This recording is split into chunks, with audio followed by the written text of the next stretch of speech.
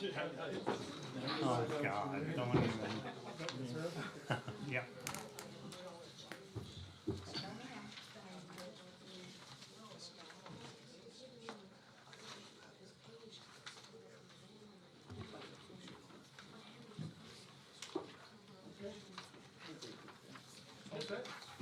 Now call the meeting of Corbin County Board of Commissioners to order. Please rise for a moment of silence, prayer, and pledge of allegiance.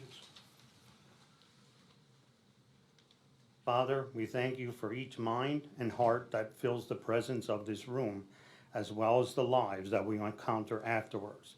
Set us free from comparison in order to work together efficiently, for only you truly know what we are setting out to accomplish today. Amen. I pledge allegiance to the flag of the United States of America and to the republic for which it stands, one nation, under God, indivisible, with liberty and justice for all.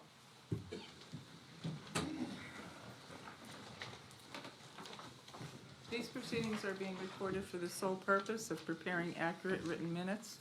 Recordings are overwritten following approval of the minutes, eliminating all unofficial records of these proceedings. Your first item is the approval of the minutes of the Salary Board meeting held December 1st, 2022. Move to approve. You say salary board, commissioner. Right, Commissioner. Salary Board. We open with Salary Board. Oh, you open with salary board. Oh, okay. All right. Sorry about that. Move to approve. I thought we were gonna get these out of the way. Okay. Okay. Motion to approve? Yes. Do I have a second? Yes. Second. Oh, second. Mr. Severcek? Yes. Mr. Honor? Yes. Mr. Lukasevich? Yes. Mr. Notstein? Yes. Are there any guests concerning salary board business at this time? Hearing none, move on. The report of executive sessions held?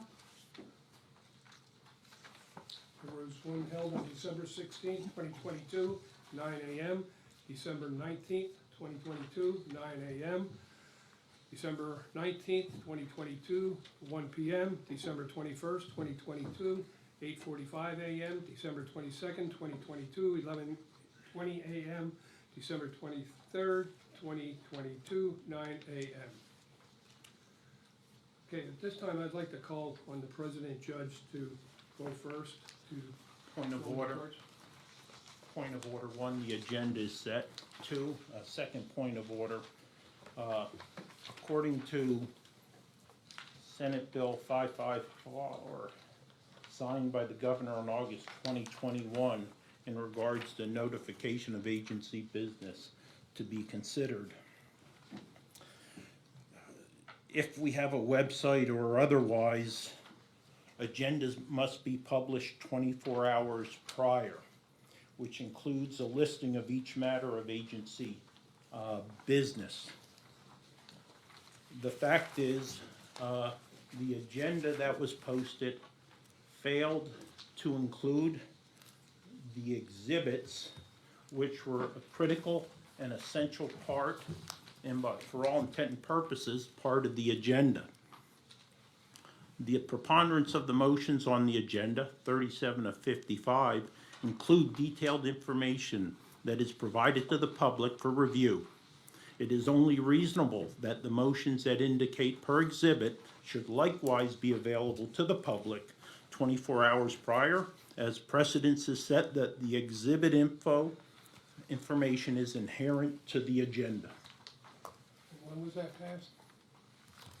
That was August 2021. We're all familiar with that, and actually our own actions preceded that. So, last year, it wasn't done last year in 2021 for that year. If it was passed in August, for 21, it was not done. Right, we failed to comply with Act 554 as signed by the governor. I don't. Well, if I may interject, the act that you're referring to does say that the agency shall post the agenda, which includes a listing of each matter of the agency business, which may or will be or may be the subject of deliberation of official action at the meeting.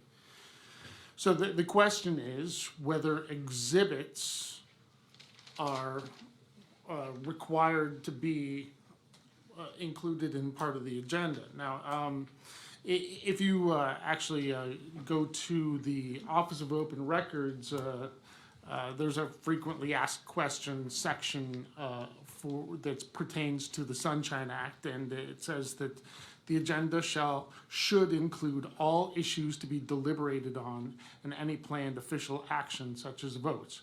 So I do believe that the agenda meets that requirement. Now, the exhibits themselves are proposed pre-deliberative material. That's my understanding of this.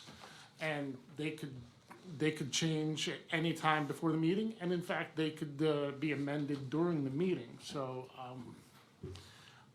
we'll just have to agree to disagree. Right, that's good, Bob. Thanks for your reading on that, Well, Bob. to begin with, you know, every year since I've been here, the courts have always gone first. And who told HR to change it, I have no idea. I didn't even realize it was changed, because when we got the agenda and everything, I don't really look at the agenda, I look at the exhibits, the study exhibits, what we're voting on, until a little bit later last week, is when I noticed that, why isn't the courts up front like they normally are? I believe there was an email trail going, and it was determined that that decision was made during an executive session. Yeah, and I saw we did have a discussion on that to change it. I don't, So who instructed them to do that? It was a discussion, according to the email that I received, was discussion. well, I think our discussion would have been in the executive session. And resulted in a decision. Regardless, let's move forward. Negative, point of order. You can't modify the agenda without a motion to have that agenda modified. Will there be a decision made in an executive session? That's the question I think the parliamentarian has to answer. Well, no official action can be taken in an executive session, so, no. What they're suggesting is that the agenda was set in executive session, which is official action. Agendas can be set. Agendas are set in other than public meetings. Okay, well, I'm going to go to Robert's Rules of Order here, section 41, and I'm referring to the 10th edition. Just in relevant part, unless a pre-circulated agenda is formally adopted at the session to which it applies, it is not binding as to detail or order of consideration. So what would have been the reason to begin with to move the courts to the end? Give me a good reason why you wanted that to occur. I don't know if it would have been because we figured it might have taken longer and just given them the precedence to come in and leave, you know, instead of, I mean, I don't know. I mean, that's how I think it was done in the past.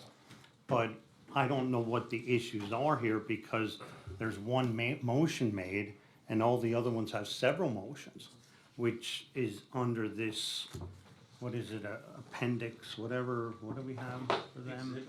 Or exhibit. So I don't know, did it look like it was less there than what the other ones were? I mean, and like I said, it was in the past, and I think I live in the present.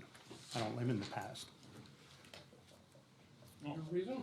If I supported that particular agenda arrangement, it was for strategic reasons, which a part of my strategy, which I would not divulge as I work towards supporting the best interests of the citizens of Carbon County. That's exactly what I wanted to hear. Let's move forward, Your Honor. Point of order. Then how is the agenda I'll going make to a be laid motion out? to amend the agenda to move the courts up to number 5. I'll second that. Mr. Severcek? Yes.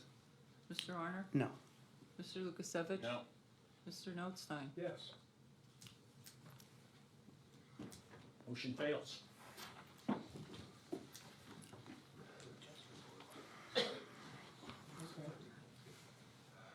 Any comments, Your Honor?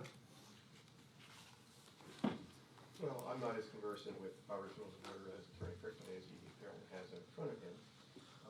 I was always under the belief that the chairman sets the agenda initially. I don't know if it's part of the formal decision. I think Attorney Crickman mentioned that it had to be set formally at the meeting. So it appears as though we're not gonna have any meeting if it's gonna be a 2-2 vote throughout this entire session, which seems unfortunate. I do know that at least every time I've been here before, the court has always been recognized initially, which was a courtesy to a separate branch of government as compared to separate offices. Apparently, this board does not want to extend that courtesy to the court any longer, which is unfortunate. I think Commissioner Arner's comment that the court's agenda is shorter than the others is realistically not true, that there are more positions on this agenda that are going to have to be decided on behalf of the court than any other department or office here. And I suspect it may come down to motion after motion after motion for every position. So I think the court probably will take some extended time to go through this. Like I said, this is the first time I can recall in history of this county that the court has not been offered the courtesy of being able to go first.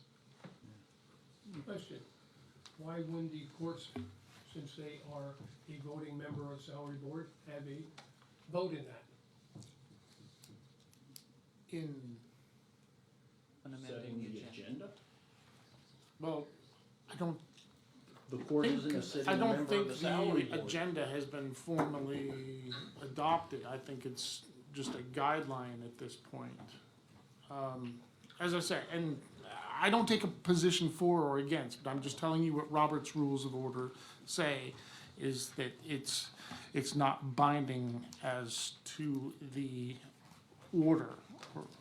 Does Robert's Rule of Order have a default position as to if the members of the board cannot agree on an agenda?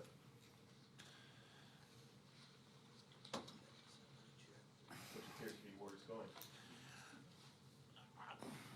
I honestly, at this point, I don't know if it's just chairman's privilege or if that requires a formal motion. That's something that I would have to research.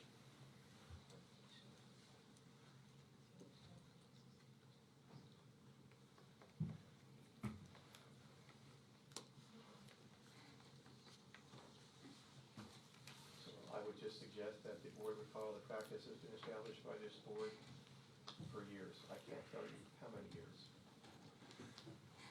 I think, Obvious- go ahead. Obviously, is a strategic move on behalf of my counterparts to disrupt this voting of the elected officials and of the courts, to try to change things to their advantage.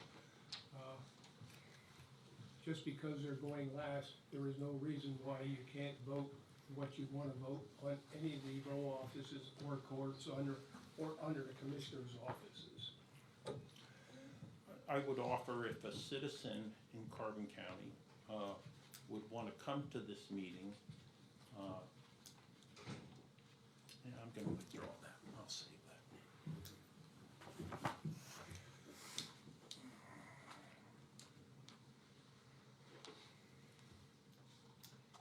So I believe at this point, it comes down to the parliamentarian's decision as to whether Robert's Rules of Order in the face of a deadlock permits the chairman to set the agenda for the meeting.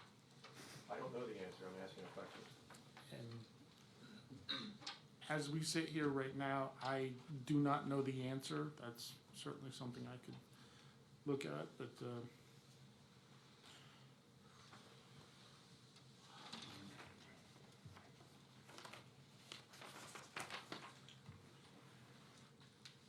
I see no motive other than to interrupt the process of our annual salary board for one's own liking and total disrespect for the courts and the rest of the row offices.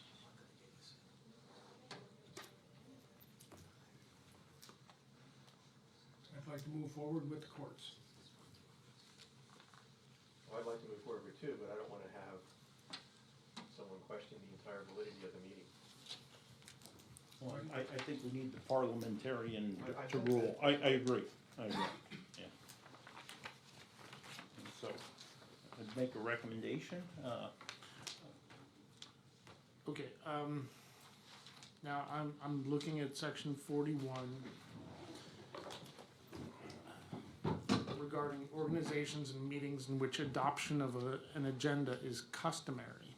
It is customary to adopt an agenda or program for each session in organizations whose business sessions are separated by more than a quarterly time interval. And at conventions and other sessions which may last for several days. So it doesn't appear that the agenda must be formally adopted under these circumstances, since this is a board that meets monthly. Again, I have no motive here. I'm just reading directly from Robert's rules. So So does the interpretation appear to be then that the chairman sets the agenda for the meeting when they meet monthly? that's the only implication that I can take from this. Okay. So then if it's okay with the chairman, I would go first. We will move forward with the courts. Okay, thank you. So first, I do hope that every one of you has had a happy Merry Christmas. And I hope you all have a happy Merry New Year. I know the first motion on the agenda of the courts involves the adoption of the 651J6 as revised by the courts. I think it's important to offer some preparatory comments to make more understandable that motion when made. As I believe every member of the salary board knows and understands, the Board of Commissioners on December 8th of last year handed out a salary scale or chart, and they adopted that, and it consisted of 2 pages. And it's my understanding that that scale that was adopted by the board was not the same scale that was recommended by Evergreen, the agency who was employed by the board to prepare the salary study. I also know that at that meeting, the Board of Commissioners, not the salary board, but the Board of Commissioners, gave a handout in which it apparently suggested where the positions of each employee for each office should be placed on that salary scale. It's my understanding and my belief that the intent of having a salary study done was, number one, to do an objective peer evaluation of all salaries within the county, to see that the employees of this county are being fairly compensated. That obviously entails outside survey. I understand in having, I believe, an executive session with the commissioners, that the survey that was done by Evergreen in this case consisted of surveying, or at least attempting to survey, 25 counties. They included the immediate adjacent counties to Carbon County, and they included, at least from what I've been told, 6 class counties. I also understand in some of the material that we subsequently received that not all the counties who were approached and requested for information provided information. I do not know, for those who did respond, whether the information they gave was based on 2022 salaries as compared to 2023, which we're here to adopt today. I know that Commissioner Lukasevich said that some of those counties already had built-in cost of living increases. I don't know what percentage, what number of those counties had built-in cost of living increases. So I don't know how fair and objective the, quote, outside survey was to set fair compensation for employees in this county. I believe, and I hope that everyone on the salary board agrees, that the employees of this county are the most important, significant asset that this county has. And I think it's important and critical that they be fairly compensated and that we do everything we can to maintain employment. The second, I believe, objective of the survey, the wage study was not only to do an objective external compensation, but an internal equity among employees within the county, so that employees within the county are treated fairly relative to one another. The handout that the commissioners gave on December 8th, which again was handed out with the scale, has been studied by myself and my court administrator, Ms. Ham. And I've come to the belief and opinion that there are many inequities in that scale internally. For instance, the scale does not take into account the appointments that have been suggested by the commissioners, does not take into account the number of years that employees have served with this county or in their position. In several instances, and I can point, for instance, to Secretary One's in the magistrate's office, we have people who are going to come to that position today, stepping in one day, and they're going to get $14.33 an hour. We have people who have been in that position for 3 years, for 6 years, who are going to get $14.33 an hour. To me, that's a slap in the face to an employee who has served here for 3 or 6 years to say they are given no recognition for their service in this county. They will be treated the same as someone who steps in the door today. I think that's an internal inequity. On a number of occasions, grades have been set, and at least within the courts, there are various positions such as administrative assistants, technicians, specialists, where they do the same type of work, and according to the handout given by the commissioners on December 8th, they are not given the same rate. I don't know why. I know that in one of the meetings I had with the salary board, they said, well, this was based upon the job descriptions, that not everyone in the same type of job does the same type of work. I can accept that when we're talking internally within an office. So I understand that a administrative assistant in one county office may do something different than an administrative assistant in the courts. But within the courts, the administrative assistants basically do the same type of thing. And I'm specifically referring at this time to the administrative assistants, referring to Kristen Leffler, Sherry Snyder, and Sarah Scherer, where for some reason, Ms. Snyder, according to the handout, was given a grade of 3A, whereas the other two were 5, a grade of 5. And I know, in speaking with my court administrator, I've been assured that the type of work Ms. Snyder does is the same type of administrative work that the other two do. There should be no distinction in the grade that those individuals are given. So after studying, what was handed out, and I should say as well that after receiving that information, we had a executive salary board meeting. I believe that is one that was scheduled on December 19th, 2022. Prior to that meeting, we had requested some additional information. The courts had requested some additional information as to how these surveys were done, what information was received, how choices were made as to where people should be given. And we were given some information. I'm not trying to diminish that. We were given some information. And we carefully studied that. And that prompted a lot of questions. It was helpful in many respects, but it prompted a lot of questions we had. So we did have an executive session on December 19th in the morning. And I appreciate the commissioners arranging that and allowing that. And I think we met for 2 hours, or approximately 2 hours. And I believe everyone will recognize who was at that meeting that the court had a number of questions as to how this consultant had done things. We asked a number of questions. And I know to the extent, I believe to the extent that the participants in that meeting had the answers, they provided them. But in many instances, they did not have the answers to the questions we were asking. I'm not saying that anyone refused to give answers that they knew. I think they honestly didn't recall, or they didn't know the answers. I know that at one point, one of the participants had said they had a brain dump and could not recall everything they were told by everybody, because they had been told that months earlier, and that they did not want to misrepresent things that were told. And I understand that. I'm not even arguing that point. And I believe a suggestion was made, well, maybe we can get a meeting with Evergreen to perhaps answer some of the questions the court, and perhaps others have. Attorney, excuse me, Commissioner Lukasevich arranged such a meeting, but it was given very short notice.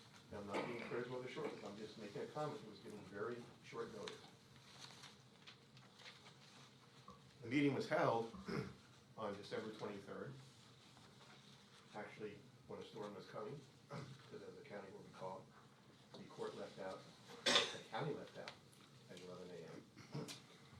I only learned of the meeting the day before, around noontime. I believe that notice of the meeting had been given at about sometime after 4, the day before, email, but I didn't receive anything until the next day. And my secretary, who receives all my email, happened to be, that was a personal day off for her, so I learned about it maybe around 12 or 1 o'clock. I don't recall the exact time. And unfortunately, I could not make a meeting on the 23rd in the morning because I was committed to court hearings for protection from abuse hearings. And I, in fact, was in court most of the morning, at least up until 10:30, 11 o'clock. And I had contacted attorney, keep on saying attorney, I apologize, Commissioner Lucas, and said, I appreciate your arranging the meeting.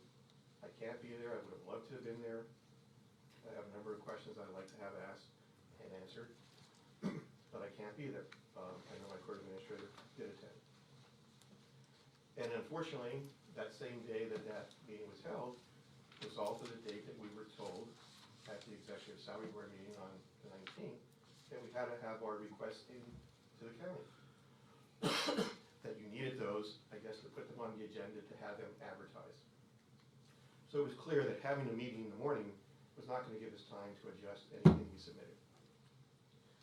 So I say that in part because what we're suggesting here had to be done very rapidly. I believe the commissioners had the information from Evergreen by the end of September, at least according to my understanding from prior meetings and discussions by the commissioners. But we only got it literally within days before we had to have our submission, if we even had that much time.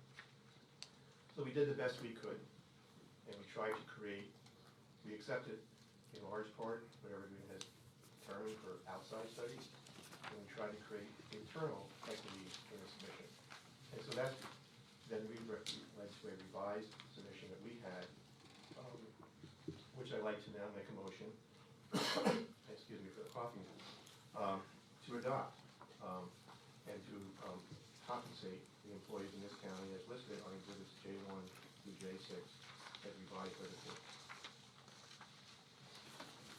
Second. I'd like to have a discussion on that. And, I mean, I'm just like, we're changing the agenda, which if that's how it happens, but I think we always went how the agenda was set up. And it doesn't matter to me where we start on the agenda. I'm gonna say the same thing about every department. And I was involved in this from the beginning, and I just might have a different view than somebody else has. You know, and I did not have a strategic move to try to set things up. Like I said, I can comment on every one of them. If somebody wants to move up and move another one up, I'm fine with it. But I prepared like a little statement for myself. During this whole salary study process, I heard we can't retain employees with such a low pay rate, and employees are not compensated throughout the scale. I agree wholeheartedly with that. The adopted scale and proposed salaries included minimum wage was increased from $11.38 to $13, raising the bar for all. Placing employees on an appropriate grade and step in accordance with their current job description through the new scale. The new scale has started wages, positions that gained money through attrition. And what I'd like to explain a little bit, like I think Judge, you were talking about, if somebody leaves, if they're making $20 an hour, they might be backed off to 18 for a new employee coming in. And the county gains money through attrition through that. And that goes into the general pot that we can give decent raises for people instead of paying somebody the same amount that somebody left. I mean, for example, like if an employee would retire or leave, some of the scales, if they would go back to step A, Many positions could generate on an average $5 an hour, putting $9,100 back into the fund to make yearly increases beneficial to the budget and the taxpayers. Now, I took an average of it because if you'd be at that P and go back, it's probably $3. If you'd be at the top one, it'd be $8. So I used $5, so I don't need anybody contradicting me that I was wrong about that. So I'm trying to explain to everybody. The salaries at the proposed rate were incorporated in the 2023 budget. If the proposed rates are not accepted and any of the proposed salaries are changed, it will cause a domino effect across the scale that could cause a massive tax increase. And what could happen here, there could be people that are put, they were put on the step according to this where they were supposed to be. So if one person is moved, next thing, the person below him wants to be moved up, the next person wants to be moved up, and then we're gonna wind up being in this $2.7 million deficit, I think that somebody brought up before, that's gonna cost. From the beginning, my thoughts were that this would be a two-step process. I was pretty adamant on that's what it was. The first year, to place employees on the scale according to 2023 wages. The second year, to correct any discrepancies and work on a fair wage increase to all employers and the taxpayers. Throughout today's agenda, I see salary increases or decreases and increases up to $6,000 without justification according to the job descriptions. Are we paying for the position or the person? I understand employees got minimal or no increases at all. That is my concern. I hear about it all the time. It is terrible that a person gets a 2-cent raise. But I never tell any departments what to do. So now my question is it my fault that the job descriptions were not changed to reflect your employees' compensation? And that I'm gonna say to everyone. And like I said, I've been trying to get this, that people get compensation what they should. And it doesn't matter if they're at the $13, the $15, 23, or 30. If we don't start somewhere, we're gonna be right back to the same thing again, and everybody's gonna be back to $11 an hour, and then we're gonna sit here again and say, okay, we can't hire anybody.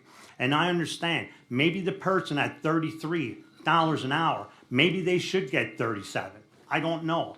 But according to their job description, what we went through, that's what they're paid. I can't say anything else. And it's like I said, I wasn't in charge of anybody's job descriptions. This has been going on for a year and a half, and there were people coming in and had job descriptions changed here and there. But as far as I look at it, that's what their pay is. And if there's some that dropped out, that counties weren't incorporated in it, but we got our counties from surrounding, and that's what it came up with. And the benefit would be that all the job descriptions would be changed. Then we could give everybody up through the scale the appropriate salary, what they should. Now we're just guessing at it. When we come into the salary board, we look at it, this one here, I think, yeah, they should be up maybe 2 steps. We don't have the knowledge of that. We're making it worse. And if we don't accept this study, then we're not accepting that it is bad. Like everybody thinks that this is bad, the study. So then I don't want to hear anything next year or this coming year that I can't hire anybody, I can't do this. Then what we should do is accept this and move forward and have these job positions changed. That's the only way this is going to be corrected. This has been a system like this for 30 years, and it's time to correct it. It's time to correct it through everybody through the scale. Like I said, Judge, there could be people there that should be making $40 an hour. I don't know. But according to what we got, that's what it is. And if somebody wants to come in and start, and there's a proper process to do this. You go through it if we're gonna have an outside source or we're gonna have HR doing it, you revise what your job description is, bring it in, we'll discuss it, and it might be that we can have them salaries up to that rate. But I don't see anybody here that ever did something like that. Throughout the year we had some, but to do this at this point of where, like, this was wasted money, and it was wasted time of everybody putting into this. And I think it comes out like, oh, we put the people from $11 up to 13. That was not the point. It was to get everybody on the proper scale and change their job description. And I'm willing, like, if this don't get accepted, but to me, if it does, I'm willing to have anybody come in here or go to present your job descriptions and change it. But it's not gonna change until we change the job description, because we're gonna go through the whole year again. We won't change job descriptions, and next year we'll be arguing about the same thing identically again. We might as well just take a copy of this meeting and just do the same thing at the next meeting. It's gonna continue and continue, and we'll never straighten the salaries out. So part of the problem, I believe, is that the job study that was employed by the county, the results of that study were not followed by the county and what they adopted, as they indicated at the outset. The Evergreen came back with a schedule scale. That's not the scale the county commissioners adopted on December 8th. The county commissioners, for reasons peculiar to them, decided to shorten the number of steps. They decided to shorten the number of grades. They condensed the scales. And then, somehow, someone decided to put in those scales every job position. It came out on December 8th, which is here where we think you should be. That's part of the salary board. That's why you have a salary board, because the full function of a salary board is to set the number of positions and the compensation. The salary board had absolutely no input into who got put where on that scale. The whole objective was to circumvent the salary board, which to me is wrong. But that's what that was. Now, what else didn't they do? The study that was done by Evergreen, according to some of the materials we had received, Evergreen had given the county various implementation options. The very lowest implementation of it, option, according to what I was provided, was to bring to a new minimum the closest step. And according to, again, the information provided by Evergreen, to implement that new minimum was going to cost $812,283.19. And I was told at one point in one of these meetings that the county was going to be appropriating close to $800,000 to do this. Figures may have changed, I'm not sure. According to Evergreen, on what they submitted, they said the average percent of adjustment if this new minimum was implemented would be 7.8%. That's the average adjustment, the average increase. I understand fully why the county wants to increase those at the lower end of the scale. I understand that. It's justifiable. I think that also in Evergreen study, they came up with the fact that 80% of the employees in this county are below the mid-average under their survey, which is deplorable, which explains why we're constantly losing employees. I believe within the last year, the county has somewhat in excess of 400 employees. You've lost over 100, 25% turnover in a year is, again, deplorable. The study was needed. The study was justified. But it seems to me the study should be then implemented in accordance with the recommendations, because in effect, the county commissioner is saying, well, we spent $48,000 to do a study from what we believe is a reputable outfit. We believe, we hope, they got credible comparables and brought that in, and they reviewed it to come up with their survey, come up with their recommendations, but the commissioner decided not to follow that. Now, I understand, what you're saying when you say about attrition. That makes sense. We're not talking about attrition in some of the internal equities that I'm talking about. We're talking about people who are in positions now. They work their way up from the lower ranks, and they've been here for years. In some cases, they've been here for 28 years or more, and they've been at a higher range. A lot of those people were given absolutely no percentage increase. We all know the rate of inflation has been historically high. I believe that even conservatively, we can say it's been 7%. I've heard other numbers. I know, that Social Security is giving 8.7% increase because of cost of living, because they understand a decrease in purchasing power by people who are on Social Security. I know state employees have been given 7.8% increase. I suspect other retirees have been given increases cost of living, which is justified in light of inflation. With absolutely no increase, what you're telling these people at the higher end of the scale is not only are you not keeping them up with inflation, you are decreasing the value of what they're receiving. In reverse, someone who doesn't get an increase to keep some kind of parity with inflation is getting a 6.5% decrease in the effective purchasing power of their wages. To me, that's unacceptable. To say to someone who's been here 28 years, not only are we not going to give you an increase, we're going to decrease your purchasing ability by 6.5%. That, like I say, is one of these internal inequities that is being created by what has been handed out in those suggestions of where people should be placed. I understand it's going to cost money. I understand we were all here at a salary board meeting either in August or September, in which the salary board, number of salary boards, including the courts, asked for a 6% increase. That passed, and but for the commissioners who decided not to fund it, it didn't occur. So again, Evergreen, their percentage increase overall was going to be at 7%. The 6% was justifiable and makes sense. It wasn't funded. So the commissioners knew back as long ago as August or September that different departments were looking for a 6%. And they had more than enough opportunity. I believe we were told at that time, the money's not there, the money's not there. We can't give it to you. Well, I don't know if that's true or not. I can only accept what I'm being told by the Board of Commissioners.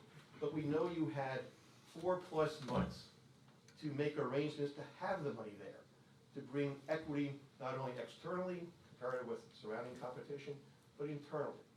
And for reasons that are, again, particular to the county commissioners, you decided not to generate those funds. I don't know, as I'm speaking now, if the budget that was passed by this Board of Commissioners, if it has allocated sufficient funds, dedicated sufficient funds for the salaries that are even being suggested by that handout on December 8th. Maybe it is, I don't know. It appears as though monies are always placed into a contingency and that the amount of salaries that are passed are not fully appropriated. And so there's not even any earmarks in contingency that this is going to be dedicated to salaries. So again, as I'm speaking now, I don't know if the salaries that were suggested by the board on December 8th have even been fully funded, if the budget has allocated full 100% funding for those salaries. And maybe you know the answer to that. I can tell you right now, it is. So- There's so money there I'm for that. talking, has the budget been allocated? Has it been allocated to earmark for those I salaries? think we 100% did funded? because, yes, there, Yeah, that's good, I'm Yeah. glad to hear that. In the past, I don't believe it has been, so yeah, I'm glad that and the money for that is allocated. And I said, going back to it, I mean, people are looking at different ways here, and this was to correct the salaries and bring them up to where they should be. If the county would have had an additional 6%, I wouldn't have had no problem, because like, I think this morning, Judge, even in your talk this morning, that the people are valuable. I think all of our employees are valuable, but I also look at the taxpayer. I mean, we don't have 6% extra to give that. And like what I'm proposing here, I think these should still be accepted and try to correct what we have. And I said, I don't think, you know, and you talk about the percentage, whatever, you know, if it's 9% or 8.9, there's a lot of people out there that are taxpayers that might only get $1,000 a month. They can't afford an extra $200 on their taxes. So I think for us, we have to balance both ways. We have to balance the taxpayer, and we got to balance the way that we pay or compensate our employees. And I said, there's a lot of things in here where I see, and there's some in this agenda that I agree with. We're getting rid of 2 positions or 3 positions and creating another job. And I think everybody in this room knows that I do not like part-time positions, because you're not gonna get people to come here part-time and not have benefits. That's a lot of it what they want. And I like them things that's in an agenda. There's a lot in here that works with the salary and correct over the next year. And I'm going back to it. If we don't accept, and I'm telling you, That money is in there. That was proposed, that the commissioners send out, that money is there. Then people are not gonna lose that money, nobody, and move on. If this is passed, then we start tomorrow, trying to correct these. Like, why are we sitting here arguing over something if I'm right or you're right? You know, it just, and I understand where you're coming from, and I still go back to it. We had a broken system, and we gotta fix it, and this is the start. I don't disagree that the system needed to be studied. I really don't disagree with that. Like I said, and I don't want to be repetitious because this means that No. long enough the Yeah. way it is. But I think I was told in one of our meetings that this is phase one of a three-phase implementation. I don't know if that's accurate or not, but I think that's what we were told. And what I would want, like, I mean, I don't wanna cut you off, but like for this year, we allocated, say, 800,000. For next year, I would want 600,000, that we could have people and have people up to the proper wage that they should be at. And I might be pretty bold on saying that, and I can risk, like I said, I'm not here politically, I'm here to correct things correctly. I'm not running for, trying to run for commissioner for next year. I wanna do it right, and if it comes to it, and I'm saying we need 600,000. When this first all started off in May, I went into our account and I said, what do you think? I said, I figured this all out, it's 800,000 for this year and 600,000 for next year to correct it where the people, and on my scale. And my scale, people are higher than what's on this. I can tell you that. But if, and I'm just accepting what you just told me, if you dedicated 800,000 this year, you were literally 12,000 away from what Evergreen was recommending under their minimum. And you decided not to adopt that minimum. And again, that was gonna give, on average, a 7.8% increase to the employees of this county. If there is a phase-in projection. Yeah. Again, I don't know, I just heard what you said, that you're perhaps thinking 600,000 should be dedicated next year. I would think that it would have been better to gradually phase in across the board to give everyone some understanding of benefits of the phase-in, and to announce and to put out what those phases are, so that people know in advance, well, maybe I'm not gonna get everything in phase one, but I see in phase two it's coming, and in phase three it's gonna be completed. Right now, there is no comfort, there is no assurances that phase two and phase three will even be implemented or funded. And I'm not trying to be critical, it's gonna be a different board, maybe the same people, I don't know, but it's gonna be a different board next year. We don't know if phase two and phase three will be in there. But phase one is implemented, like I said, it may be objectively fair, I don't know, because I don't know all the information that Evergreen took into account. But internally, it's created, I think, some truly egregious problems. And what is at risk here is to help people at the low end. The people who are the most experienced, the most knowledgeable, the most trained are the ones who are being stepped on and are not given fair compensation, and we may be seeing some of them leave. I hope we don't, but we are risking that. We are risking basically the age experience of our county employees from leaving, and then where are we gonna be? We're gonna be in a heck of a bad shape, because it took years and years to train them and educate them to know their jobs. And those people can leave at a moment's notice. I know, for instance, just in court reporter, the study that Evergreen came back with said they are 4.8% below the peer. That's 4.8, we didn't even bring them up to the peer. In fact, in court reporters, nothing was given to them under this proposal. So it's, I'm critical, I'm sympathetic with your objective of getting fair pay because it has to be done, but I'm critical of the way it's being done, and that's why I'm saying, Ms. Hammer and myself spent hours, literally hours, going through information we provided, and we had to get additional information as we went along, and much of it, I believe, was provided. I'm not sure we had all of it, and I'm not being critical by saying that, but it took the county apparently 2 months to evaluate the information, to come out with a wage scale. We were given a week or two to come up with it. What we've come up with, I don't believe is ideal. I believe it probably has to be changed, but it's the best we could do with the short time we were permitted. And I think, I'm convinced in my mind, it's much more fair and equitable overall. And I think with even, I don't know if you took notice, like last week, we actually made it that the budget is gonna be adopted before the election. So I think that's a move forward. And like I said, I'm not gonna change my mind to get to that next step. I mean, and, I don't think I can say much anything else, but, No, no, yeah. and I appreciate that. Yeah. That you're gonna have earlier discussions on the budget. yeah, But keep in mind, I mean, for the budget for this year, yeah, the board properly surveyed each department, and they said, what are your budgetary requests? And I believe everyone gave you what we thought we needed. You know, the courts did. And I said this earlier, we did not pad our budget, we did not inflate our budget. We put in our budget what we thought was necessary and justifiable to keep the courts functioning. So there was a budgetary meeting we had, and then we answered, I think, all the questions that we were asked by the commissioners as to why our budget is what it is. And then within a week or two after that, we get a budget put out by the county that basically decreases court administration by 25% in budget. We were never given no heads up that that's what this board wanted to do. Overall, all court, and that was just the court administration line item, was decreased by 25% for projected. Overall, when you take into account all court functions, including magistrates, it was decreased by 12%.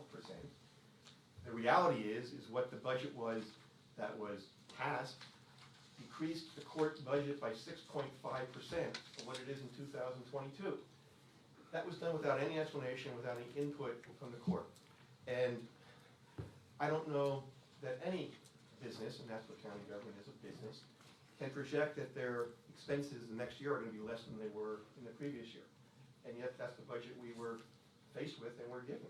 It's not a budget meeting, but I will say this, that. I was just picking up on some of the comments you made about the budget, but I'm sorry, go ahead. Sure.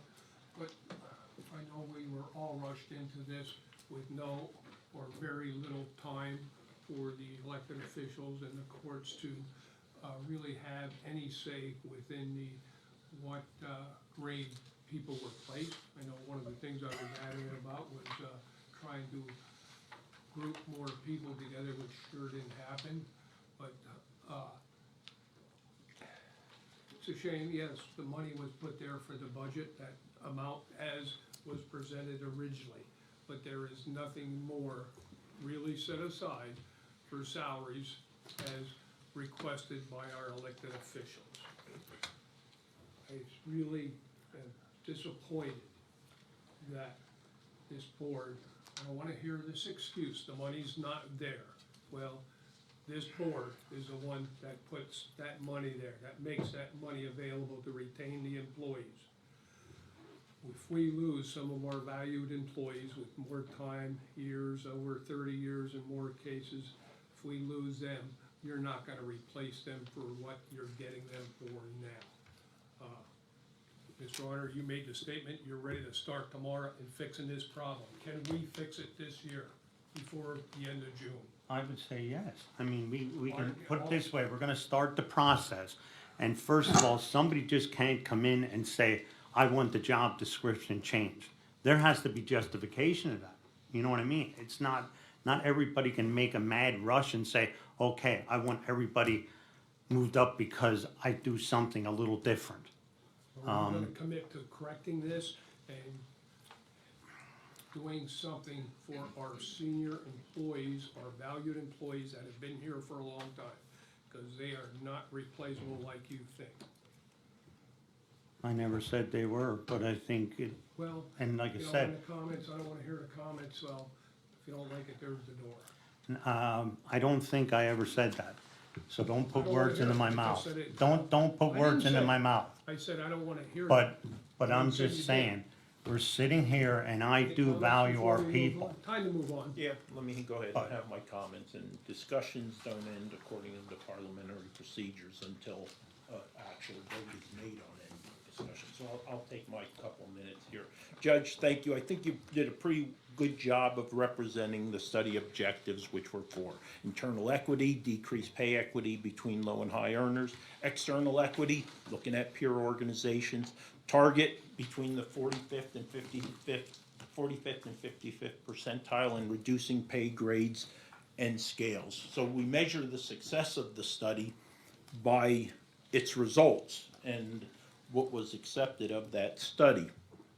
Evergreen was not aware that there was a $800,000 constraint or restraint when they were doing the study. What they did do is they recommended bring to a new minimum closest step, which was about $742,000, which didn't include a 5% retirement contribution from the county, nor did it take into account the FICA and Medicare, 6.2 and 1.45 for the Medicare respectively. We were presented 7 options from about $800,000 to $2.7 million. We chose, based upon the constraints, the restraints, and the objectives, the best option that was out there. And what did that result in? Not a 7.8% or so that Evergreen recommended, 335 adjustments with an average increase of 10.8%. Average increase of $2,191 per employee. Add another $110 for the retirement contribution the county is making. 190 plus positions increased over 7.1%, which is the most recent CPIU. Well over 200 positions greater than 5%. Non-supervisory increase, which was important to us, 12.3% increase. Supervisors increase on average 4.3. Minimum wage, and Commissioner Arner mentioned, $11.38 to $13 for non-supervisor minimum coming into a county position, which we knew was critical to get employees in here. Then supervisors from $13.41 to $16 minimum, right? We hit our target, the 45th percentile, desired market position. We significantly reduced both the grades and the scales. So I would argue it was successful. It wasn't perfect, but it was a successful salary study, and we took the best out of that study and have made a proposition or motions to implement that with the complement that we previously provided and the budget that was approved for salaries. Even Evergreen recognized that we had to implement an appeal and challenge process for possible misalignments of classifications and salaries. And all of us are committed to doing that. But I am committed to doing it when the dust settles. I'm not willing to start tomorrow, right? The dust needs to settle. We need to step back, take a breath, and then figure out a methodical way ahead to address reclassification, updating of positions. And I want to emphasize the important role that HR played in quality assurance and quality control, because we did get a good product, and we got a good product because of the 4 ladies down there who put in a tireless effort to bring it to realization. That's all I have. You brought up about all the extra costs, FICA, insurances and all those extras, but yet you failed to put anything in the budget or increase the budget to cover salaries or any of those additional expenses. Let's move on. So I think we had a motion and a second. We do have a motion in a Yes. second. We'll call for the vote. Judge Nanovic? Yes. Mr. Severcek? No. Mr. Arner? And this is for what? For this whole exhibit, For the J1 through 6 or J1 the, through six. for the J1 that was revised? Yes. No. Mr. Lukasevich? no. Mr. Notstein? Yes.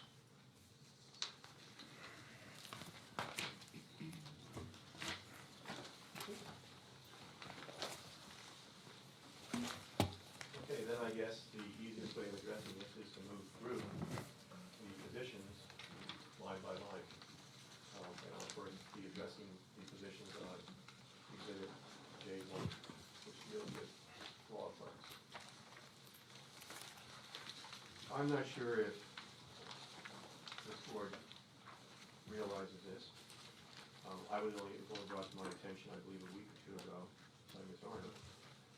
Previously, the law clerks were compensated by an additional $100 a month, which was paid for by the bar. Apparently, about 2 years ago, the bar ceased paying that.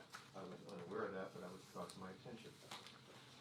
So, each of the law clerks was getting not only what they were getting under salary board determination, but an additional $1,200 a year. The proposed salaries for each of these positions submitted in the handout by the commissioners on December 8th is actually going to result in a decrease in the payment, total compensation, net compensation to each of the law clerks in this county. Again, I'm not sure if you were aware of that, but that's a reality. So I don't know exactly which positions. I mean, I know my overall motion for J1 through J6 failed, but I would then ask that with respect to the law clerks, that on J1 that they be compensated, one law clerk at a grade 12 step E, one law clerk at a grade 12 step C, and one law clerk at a grade 12 step B. I also want to indicate, so the board is aware of this, that the highest paid law clerk, who is currently the law clerk for Judge Surface, and that is Michael Hopscotch, will be leaving this month. And he is leaving because he's got another job because, to my knowledge, it pays more than what this county is paying law clerks. I also know that there was a recent article in Statewide Legal Intelligencer that said that it's become very difficult for trial courts to obtain law clerks. They don't give any specific explanation why that is, but it's a reality. I know that I've gone at times without a law clerk for over a year because we could not attract people here. I know that, I'm not sure the exact date, but perhaps 8 or 10 years ago, there was a survey done and the county commissioners had agreed to increase the salaries of law clerks to make it more comparable with other counties. And it seemed to work for a while. But right now, what I'm indicating to you is that what was suggested by the commissioners in the handout, that's what passes, is going to actually result in a net reduction in payments to each of these law clerks in this county. And that's why I made the motion I have to establish their grades and steps at 12E, 12C, and 12B.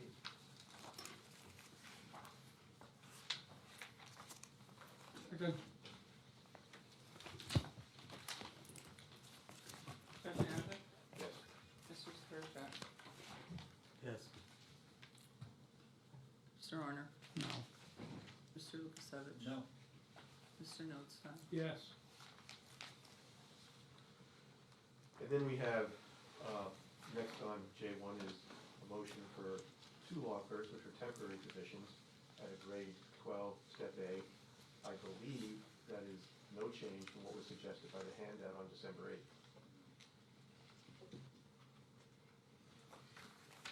And which one was this? The one? It's 2 law clerks, and it says in parentheses temporarily. I'm going off of J1, Commissioner Arnold. Okay. My motion has been to establish those compensations at grade 12, step A. Oh, you know what, I have J1.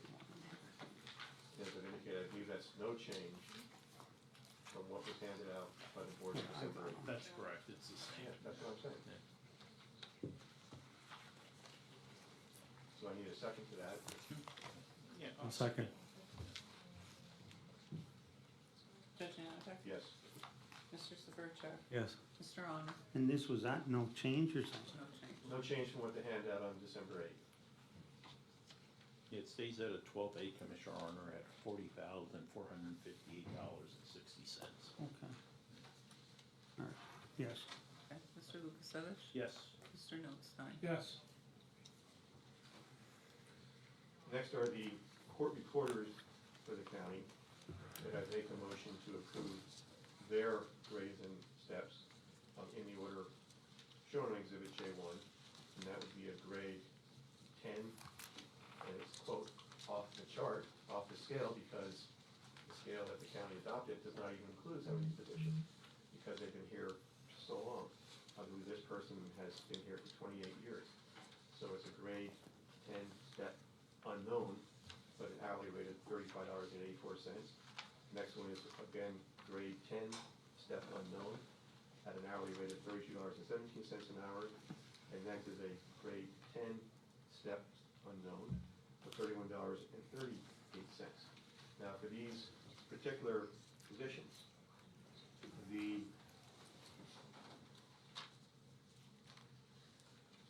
oldest is an individual who's been here for 28 years. The next court stenographer has been here for 15 years, and the most recent has been here for 1 year.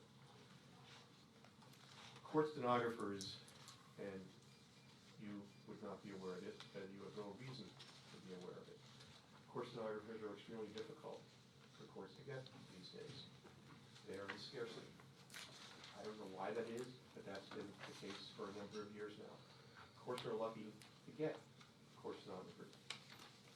Approximately 2 or 3 years ago, we lost one of our court stenographers to Berks County, who paid her, I believe, about $20,000 more a year than this county was offering. So these are, you need them to operate courts. Some counties are going with court monitors, which is not anywhere near as efficient or appropriate or accurate in terms of creating records as court stenographers are.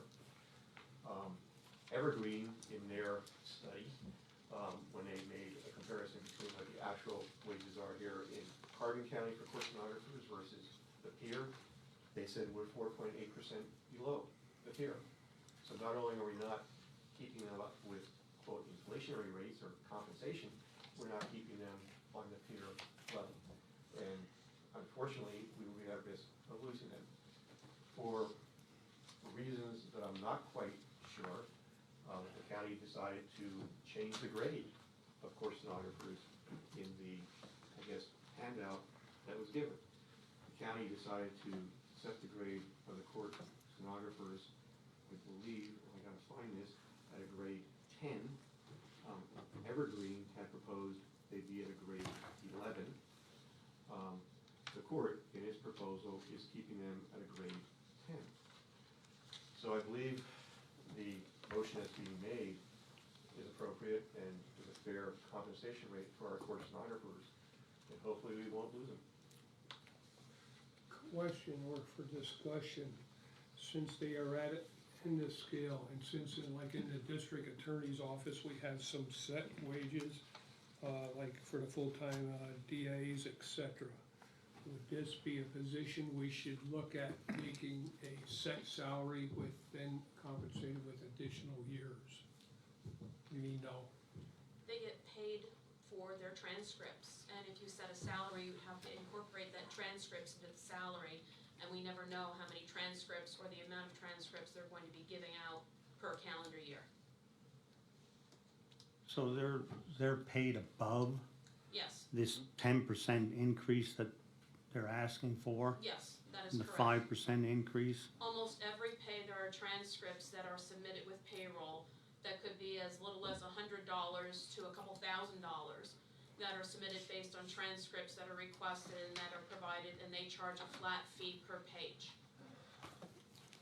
It varies from year to year. I mean, Dawn is correct. And I think each county handles it differently. I did not do a survey to see how many do it one way, do it versus another. To my knowledge, I mean, as long as I've been here in the county, they have gotten a transcript pay.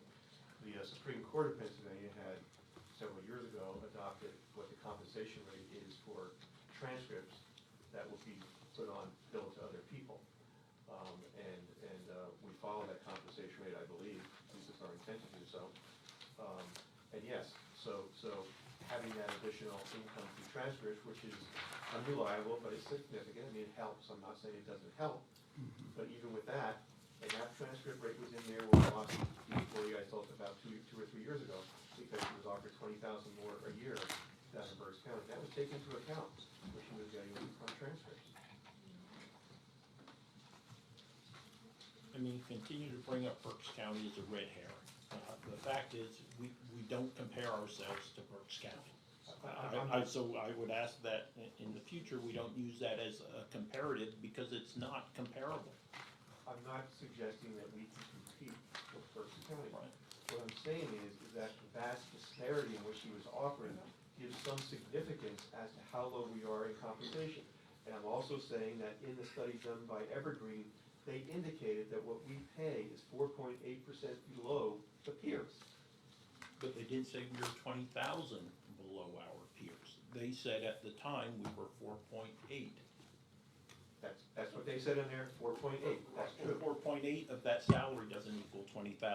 That's why I'm saying it's not a good comparison. It sounds good because it's a big number, but it's not a. I'm not asking for an increase of 20,000 per stenographer, that's not what I'm saying. No, but you're using that as your argument. I'm using that in part to show that we are not paying necessarily as much as other counties are, and that it is very critical, I can say statewide, without hesitation, that counties' courts are having a very difficult time employing court stenographers. When we apply, when we have a vacancy, it takes us generally months before we can get someone, because they're not there. And it's a supply scarcity, it's a compensation diminishment. It's a combination, but they are very difficult to get, and that's just a reality.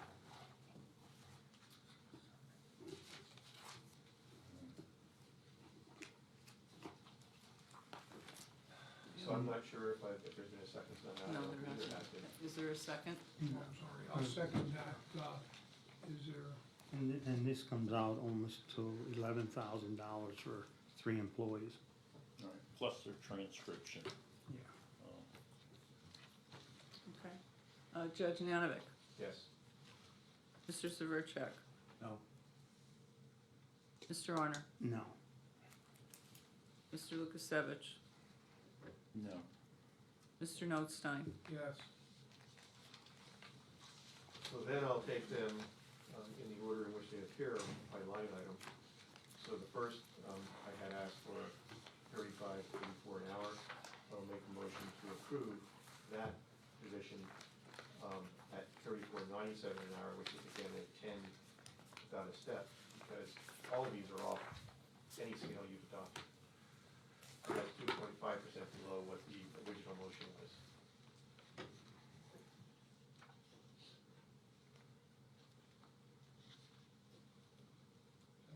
that was the motion, Oh, that was the motion, yes, I'm sorry. second, Judge Nanovic, Yes. Mr. Severcek, No. Mr. Honor, No. Mr. Lukasevich, No. Mr. Notstein. yes, So we have to set compensation for these employees. So my next motion is to approve a salary for that position of $34.12 an hour, which is a grade 10, again, off the chart. second, Judge Nanovic, Yes. Mr. Severcek, Yes. Mr. Honor, Where's he going to now? The 30? $34.12. They're all 2%, 2.5%, I believe, No. 2.5% No. diminishment. So this is 5% below what I originally moved. No. no. Mr. Lukasevich, No. So I believe that passed. Mr. Oh, I'm sorry. Notstein, yes, That passed 3-2. yes. So the next line position, I would move, I had previously moved for $32.17 an hour. I will now move for $31.38 an hour, which is 2.5% beneath what I had previously moved for. second, Judge Nanovic, Yes. Mr. Severcek, Yes. Mr. Honor, No. Mr. Lukasevich, No. Mr. Notstein. yes, And that is only ballpark, and I'm appreciative of Pat, but that is only ballpark about a 2.5% or less increase from what she is currently being paid. And as I've indicated, at a 7% inflation rate, that's a deduction in her salary of 6.5. So we're not even keeping up with that, unfortunately. If that's, is this discussion then, in discussion, the fact is from 2017 to 2021, Carbon County increased the rates of its employees' pay by 15%, whereas CPIU was 11.59. So that's a 3.41 salary increases beyond the CPI. So you can subtract that from your comments. Well, again, Evergreen's own study said they are 4.8% beneath the peer. So notwithstanding those adjustments by the county in the past, it did not keep up with the peers. And that, I think, pretty evident from even Evergreen's study. Next, core stenographer, I had requested a motion at $31.38 an hour. 2.5% beneath that is $30.62 an hour, which is a grade 10. Again, step below because it's off the chart. 3062 appears to me to be aligned with what the Board of Commissioners proposed in its complement for those two certified court reporters. Is that what you're asking for, 3062 or not? But yeah, it's 2.5% beneath what I had originally moved for, and it takes us back to what the county had proposed, which again is a zero adjustment for what this person is making. They're getting nothing. Do we have a second? Second. Judge Nanovic? Yes. Mr. Severcek? Yes. Mr. Honor? Yes. Mr. Lukasevich? Yes. Mr. Notstein? Yes. The next three are the judicial secretaries for the judges in the county. And following along on J1 is my motion, I'm taking them as a group. The first one, lead judicial secretary, to move for food compensation at grade 7, step O. Next is a grade 6, step P. And next is a grade 6, step L. And that's a motion. Second. Judge Nanovic? Yes. Mr. Severcek? No. Mr. Honor? No. Mr. Lukasevich? No. Mr. Notstein? Yes. Okay, and then I'll take them one by one. For the lead judicial secretary, I would move for a salary at a grade 7, step N, which is $24.02 an hour. And I'll leave it at that for the moment. Second. Judge Nanovic? And I just want to have a brief discussion on that. I wanted to wait till you had a second on that. Okay. The county, in their proposal for judicial secretary, had, for reasons that are unclear to myself, had decided to place all of the judicial secretaries on the same grade, grade 6. Previously, under the old scales that were used by the county, the grades of the lead judicial secretary was one grade higher at 11 and the other two were at 10. Evergreen, in their study, has suggested that the lead judicial secretary be a grade 10 and the other two a grade 8. In other words, the lead judicial secretary was 2 grades higher. And that's quite simply because of the additional responsibilities that the lead judicial secretary has. So that's some of the input or reasons for my motion for the lead judicial secretary at a, I'll get back to where we are here, at a a grade 7 step in, $24.02 an hour. I think we're on discussion, so I guess we're on the vote now? Yes. Judge Nanovic? Yes. Mr. Severcek? Yes. Mr. Honor? No. Mr. Lukasevich? No. Mr. Notstein? Yes. The next judicial secretary, the motion is to approve the compensation at a grade 6, step O, which comes to $23.44 an hour. And I will say as well, in complement of that motion, I want to make sure here we have, this is which one, Kelly? Okay, this would be Ms. Feder. What we were proposing in my original motion would have been a 6.33% increase. This obviously is 2.5 beneath that, so we're now under 4% with that motion. Second. Judge Nanovic? Yes. Mr. Severcek? Yes. Mr. Honor? No. Mr. Lukasevich? No. Mr. Notstein? Yes. Okay. My next, the third judicial secretary, the motion is to set compensation at a grade 6, 6K, which equates to $21.64 an hour. The original motion would have given that person, I believe, and so much information here. 21.24. It's 21.24. No, I, You said 64. 21, okay, 21, 24. But the original motion would have been an 8.3% increase. This obviously takes it under 6%.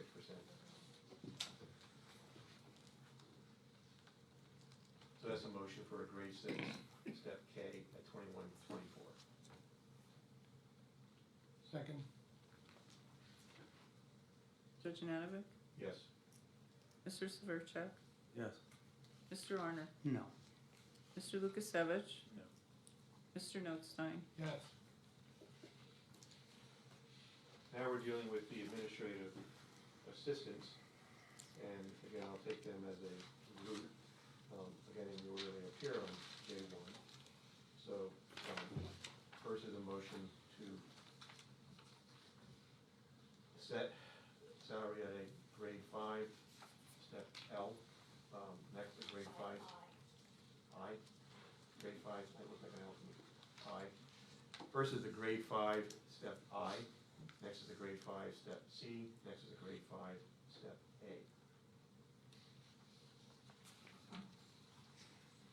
Second, And under discussion, I would note that this encompasses a position of Sherry Snyder, who I referred to earlier in my preliminary comments. All of the administrative assistants, with her exception, were set at a grade 5. For reasons, again, that are unclear to myself, in what was handed out by the commissioners on December 8th, they put her at a grade 3. She is the position I indicated who basically does the same type of work as the other 2 administrative assistants. I mean, I had confirmed that with the court administrator. I'm not sure why she's being given a grade 5. She also, from what I understand, and I don't know where this came from, but apparently she is a recent hire. She has only been here for about 6 months. And apparently when the amounts were recommended, there was no information even reviewed by Evergreen or perhaps anyone else before setting her at a grade 3. So I think I'm accurate on saying that. So again, my motion is to set them all at a grade 5 at the various steps I've indicated, including her being upgraded from a grade 3 to a grade 5. And that is a motion.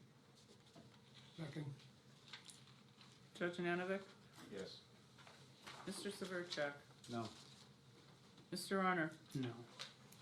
Mr. Lukasevich? No. Mr. Notstein? yes. So then I'll take them again in the order in which they appear on J1. The first administrative assessment would be to set compensation at a grade 5, step 8, which amounts to $18.78 an hour. Second, Judge Nanovic? Yes. Mr. Severcek? No. Mr. Arner? No. Mr. Lukasevich? No. Mr. Notstein? yes. Next for that position, since that did not pass, the motion is to approve compensation at a grade 5, step G, which equates to $18.32 an hour.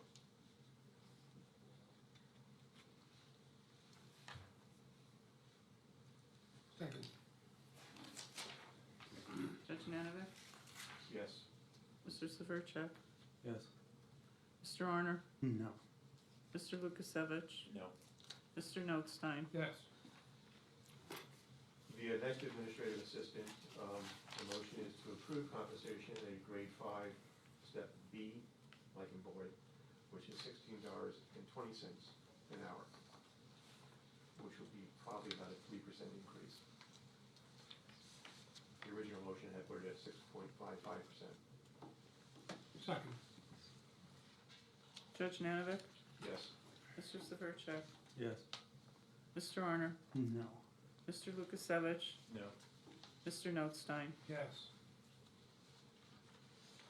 The third administrative assistant is obviously the most recent hire. I referred to her by name, Ms. Snyder.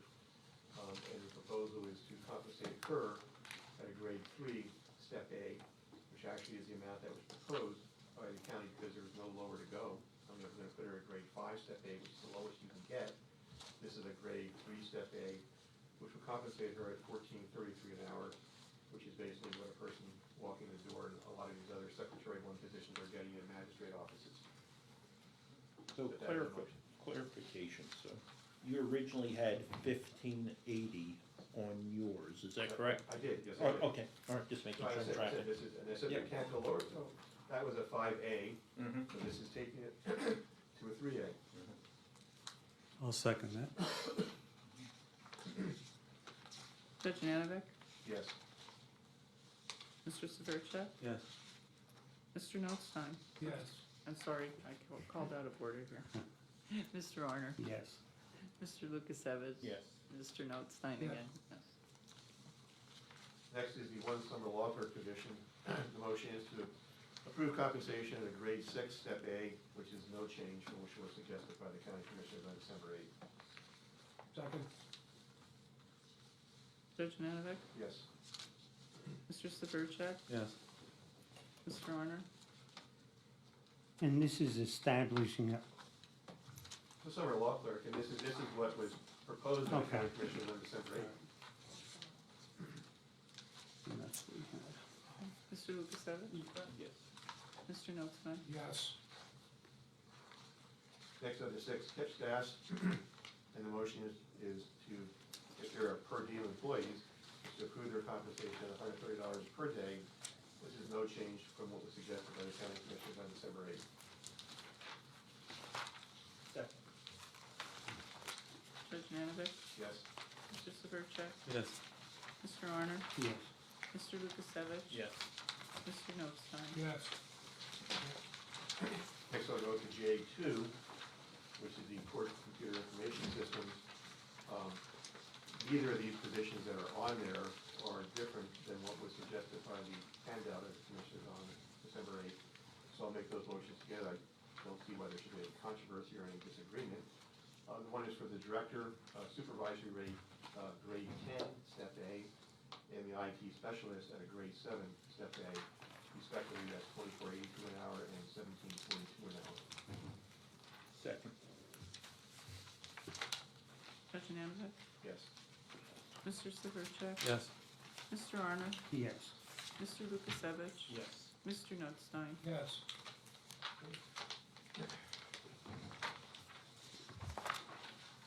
Next will be J3.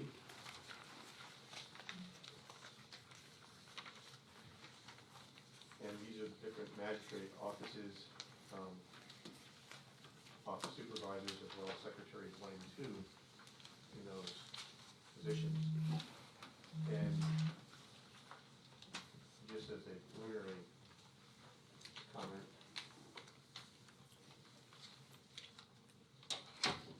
this is, in part, this deals with the case I told you about where we're dealing with Secretary Ones.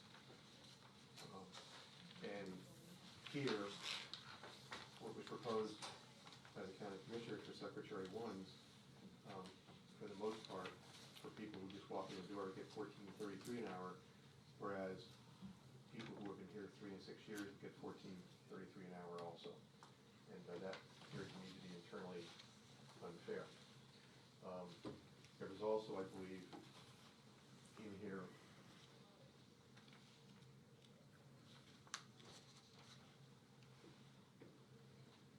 well, I guess we'll have to deal with them one by one. So what I'll do, I'm trying to make this as efficient and as expeditious as we can. So I guess I'll do them by magistrate offices. This is maybe the best bet.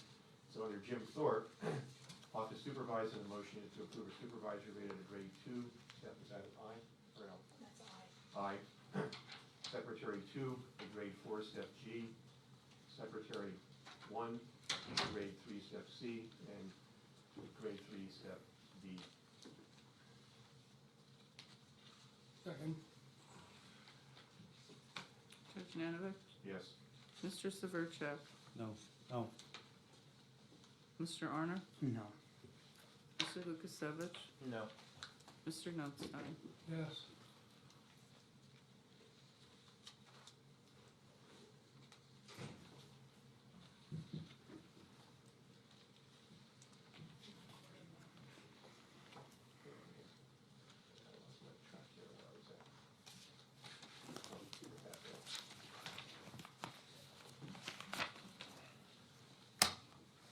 then, in Jim Thorpe, for the office supervisor, I would make a motion to approve compensation at a supervisory rate of grade 2, step H, which comes to $19.97 an hour.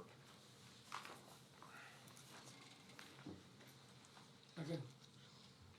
Judge Nanovic? Yes. Mr. Severcek? Yes. Mr. Honor? No. Mr. Lukasevich? No. Mr. Notstein? Yes. For the Secretary 2 position in Jim Thorpe, the motion is for compensation at a grade 4, step F, which comes to $17.03 an hour, which is what the county had proposed. Second. Judge Nanovic? Yes. Mr. Severcek? Yes. Mr. Honor? Yes. Mr. Lukasevich? Yes. Mr. Notstein? Yes. Next is the first Secretary 1 in Jim Thorpe. The motion is to approve her compensation at a grade 3, step B, $14.69 an hour. Second. Judge Nanovic? Yes. Mr. Severcek? No. Mr. Honor? No. Mr. Lukasevich? No. Mr. Notstein? Yes. And she's been here 6 years, so the next motion is to basically give her the same pay as someone who's walking in the door today, which is a grade 3, step A at $14.33 an hour, which, as I've indicated, I think is unfortunate, but really leave me no recourse but to go to the lowest rate. Second. Judge Nanovic? Yes. Mr. Severcek? Yes. Mr. Honor? Yes. Mr. Lukasevich? Yes. Mr. Notstein? Yes. Next Secretary 1 in Jim Thorpe. Again, this takes her to $14.33 an hour. It's a grade 3, step A. She's been here for 3 years. Second. Judge Nanovic? Yes. Mr. Severcek? Yes. Mr. Honor? Yes. Mr. Lukasevich? Yes. Mr. Notstein? Yes. Next is the position office supervisor in Palmerton. Going to the green. No, you didn't make these initial ones. Okay. So for office supervisor, the motion is to approve her at a supervisory rate of grade 2, step D, that's $18.09 an hour. That's a 3.55% increase from what she is currently receiving. That's a motion. Second. Judge Nanovic? Yes. Mr. Severcek? No. Mr. Honor? No. Mr. Lukasevich? No. Mr. Notstein? Abstain. So for that position, then I would make a motion to approve her a supervisory rate of a grade 2, step C, $17.65 an hour. Second. Judge Nanovic? Yes. Mr. Severcek? Yes. Mr. Honor? And that is with the scale, right? Yep. Same as the. Yes. complement that we did. Mr. Lukasevich? Yes. Mr. Notstein? Abstain. Next is Secretary 2 in Palmerton. The motion is to approve her compensation at a grade 4, step B, which would amount to a 3% increase. That's a motion. Second. Judge Nanovic? Yes. Mr. Severcek? No. Mr. Honor? No. Mr. Lukasevich? No. Mr. Notstein? Yes. It's unfortunate because, as I've indicated at the outset, what's even happening here is these people are getting lower pay today than they had last year. And that's the result of what this board is doing. So I just want to emphasize that. Next, for that Secretary 2 position, again, without any alternative, the motion is to approve her compensation at grade 4, step A, which is $15.05 an hour. Second. Judge Nanovic? Yes. Mr. Severcek? Yes. Mr. Honor? Yes. Mr. Lukasevich? Yes. Mr. Notstein? Yes. Next is the Office Supervisor 1 in Lansford. The motion is to approve her. Skip one. What did Secretary 1 in Palmerton. The motion is to approve her compensation at grade 3, step A, which is $14.50 33 an hour, which I believe is the same as what the county had proposed in their handout of December 8th. Second that motion. Judge Nanovic? Yes. Mr. Severcek? Yes. Mr. Honor? Yes. Mr. Lukasevich? Yes. Mr. Notstein? Yes. Now we're under Lansford, Office Supervisor 1. The motion is to approve compensation at supervisory rate grade 2, step O, amounts to 23 hours and 74 cents an hour. Second. Judge Nanovic? Yes. Mr. Severcek? No. Mr. Honor? No. Mr. Lukasevich? No. Mr. Notstein? Yes. Next, for that same position, the motion is to approve compensation at supervisory rate of a grade 2, step N, which is 23.16 an hour. Second. Judge Nanovic? Yes. Mr. Severcek? Yes. Mr. Honor? No. Mr. Lukasevich? No. Mr. Notstein? Yes. Secretary 2, right? So the motion for Secretary 2 in Lansford is to approve compensation at a grade 4, grade 4, and apparently it's off the chart, because this individual has been here for 36 years, and the increase is 4.87%.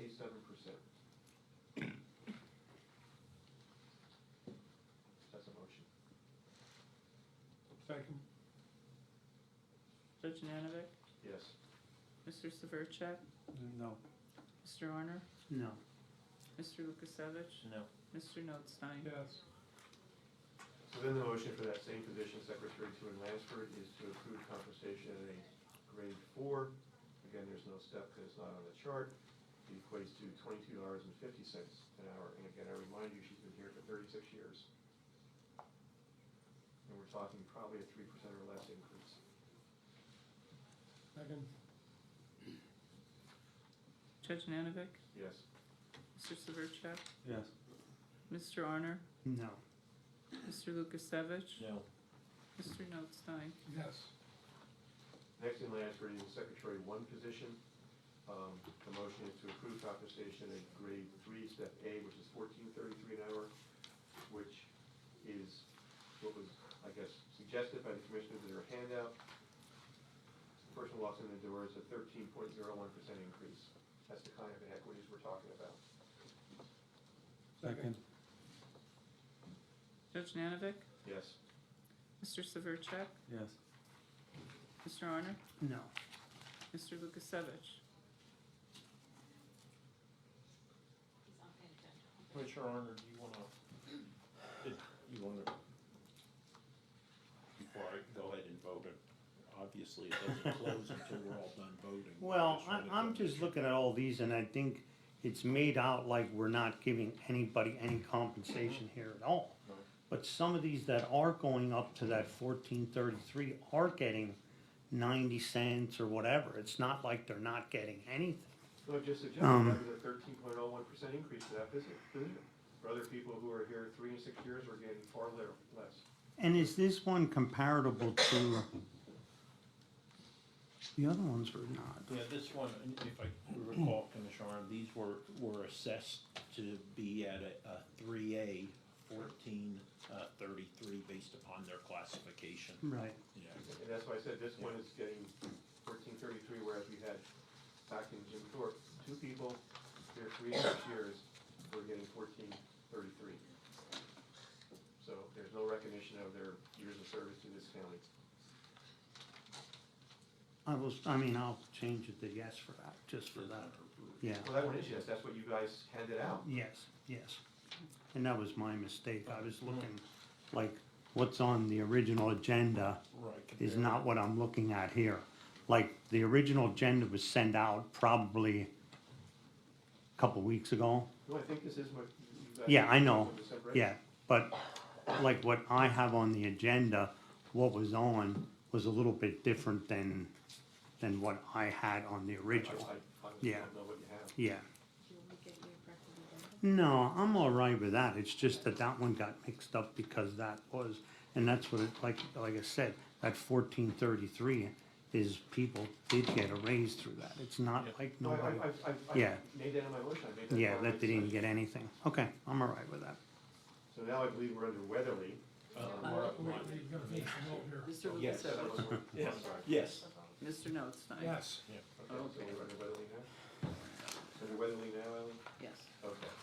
Office Supervisor 1, the motion is to approve compensation at a supervisory rate of a grade 2, which amounts to $26.14.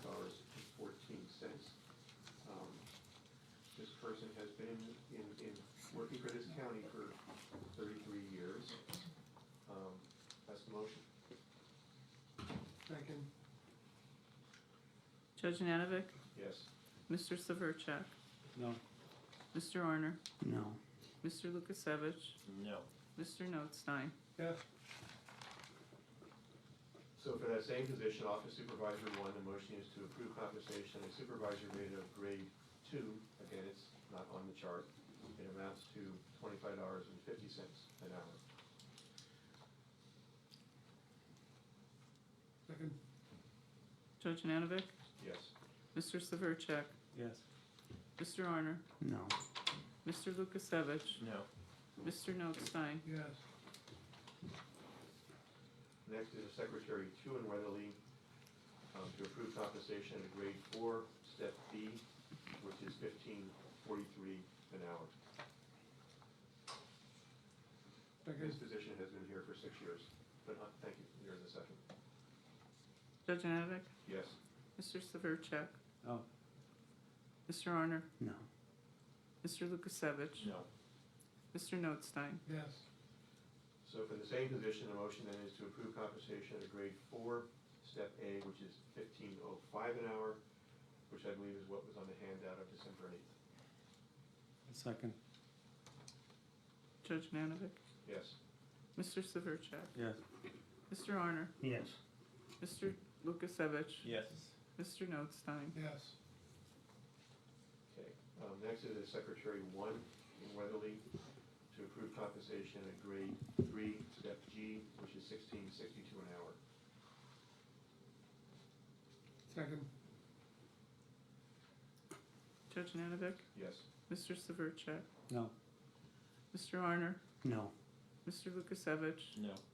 Mr. Notstein? yes, For that same position, since that failed, to approve compensation at grade 3, step F, which is $16.22 an hour. second, Judge Nanovic? Yes. Mr. Severcek? Yes. Mr. Arner? No. Mr. Lukasevich? No.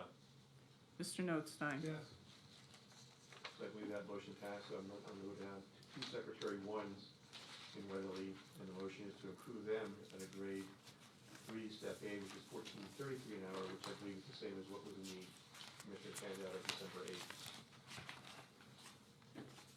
second, Judge Nanovic? Yes. Mr. Severcek? Yes. Mr. Arner? Yes. Mr. Lukasevich? Yes. Mr. Notstein? yes, Now I'm at J4, which is adult probation. And first is the chief adult probation officer. The motion is to approve compensation at a supervisory rate of grade 12, step Q, which is $40.62 an hour. second, Judge Nanovic? Yes. Mr. Severcek? No. Mr. Arner? No. Mr. Lukasevich? No. Mr. Notstein? yes, Next is to approve the compensation for that position at a grade, supervisory grade of 12, step P, which is $39.63 an hour, which I believe is the same as recommended by the commissioners on December 8th. Second. Discussion. Judge Nanovic, when the chief adult probation officer took his position, was he aware of the duties and responsibilities of his predecessor to synchronize and coordinate some of the drug treatment court activities? He knew that his predecessor was overstretched and was taking very many positions, and there was no way he could do all the things his predecessor was doing. And his predecessor, as I say, was actually probably too thin for what he was doing. So yes, he was aware of some of the things his predecessor had done. All right, because I was under the assumption that the salary that we originally set was for him included the understanding all other duties and responsibilities as assigned, which the precedent was set to manage that. And again, obviously, I'm setting something up for discussion later, but I Sure, just want to I know clarify. exactly where you're going. Yeah, all right. Okay. Judge Nanovic? Yes. Mr. Severcek? Yes. Mr. Arner? And this is at this current salary, that's, 3963. yes. Mr. Lukasevich? For the 3963, yes. Mr. Notstein? Yes. Next is the administrative assistant, and the motion is to approve compensation a grade 5, step A, which is $15.80 an hour. Second. Judge Nanovic? Yes. Mr. Severcek? No. Mr. Arner? No. Mr. Lukasevich? No. Mr. Notstein? Yes. And I know the vote's already been taken, but this is a position where the county, for some reason, had put this at a grade 3, whereas administrative assistants generally are a grade 5. So my next motion then is to approve the compensation for that position at a grade 3, step B, which is $14.69 an hour. Second. Judge Nanovic? Yes. Mr. Severcek? Yes. Mr. Arner? Yes. Mr. Lukasevich? Yes. Mr. Notstein? Yes. The next position on J4 is an adult probation technician. The motion is to approve compensation at grade 4, step N, which is $20.75 an hour. Second. Judge Nanovic? Yes. Mr. Severcek? No. Mr. Arner? No. Mr. Lukasevich? No. Mr. Notstein? Yes. For that same position, the motion is made to award compensation at grade 4, step M, which is $20.24 an hour. These are 2.5 step decreases from what I originally made, so you know. Second. Judge Nanovic? Yes. Mr. Severcek? Yes. Mr. Arner? No. Mr. Lukasevich? No. Mr. Notstein? Yes. So I believe that was approved, so I'll go to the adult probation specialist. The motion is to approve compensation at a grade 3, step A, which is $14.33 an hour. And I believe that may be the same as what was suggested by the county. No? This one was to adjust it up to the 3. Oh, I'm sorry. They adjusted it to, Okay. So this is a specialist, and okay, and Kelly, I'm glad she's here, because she reminds me, I don't want to misrepresent anything. The county has suggested at a grade 2, we're suggesting at a grade 3. Specialists being, I think at that level, being all given a grade 3 in general. Second. And what is the difference, I mean, of that being classified? Is that any advantage to the employee? I mean, it's still the same pay. Well, generally a technician is a higher grade than a specialist, because a specialist is doing, I believe, primarily secretarial type work, clerical work, whereas a specialist is not only doing the paperwork, the managing of it, but is also doing filing of it, input of it, things of that nature. So there's generally a different grade differentiation between those two. And as I've indicated, you know, the county has suggested a grade 2. We were trying to keep all specialists at a grade 3, which is why my motion is what it is, a grade 3 step A. But they were actually at. But is there much difference between those two specials? I'm a little confused Yeah, I myself. don't, that's So what, we need between the two specialists. Is that what we're talking about, the probation specialist right now? Yeah, we're talking about a probation specialist, yes. Versus the treatment court specialist that we'll get to in a few minutes? Yeah, which is also, these lines are hard to read. Which actually the county itself put out a grade 3, which is why we're suggesting specialist, and the next one, the adult probation treatment court specialist. The county has a grade 3.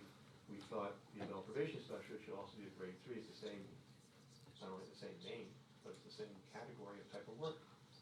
It's a specialist, which we're trying to keep them uniform at a grade 3.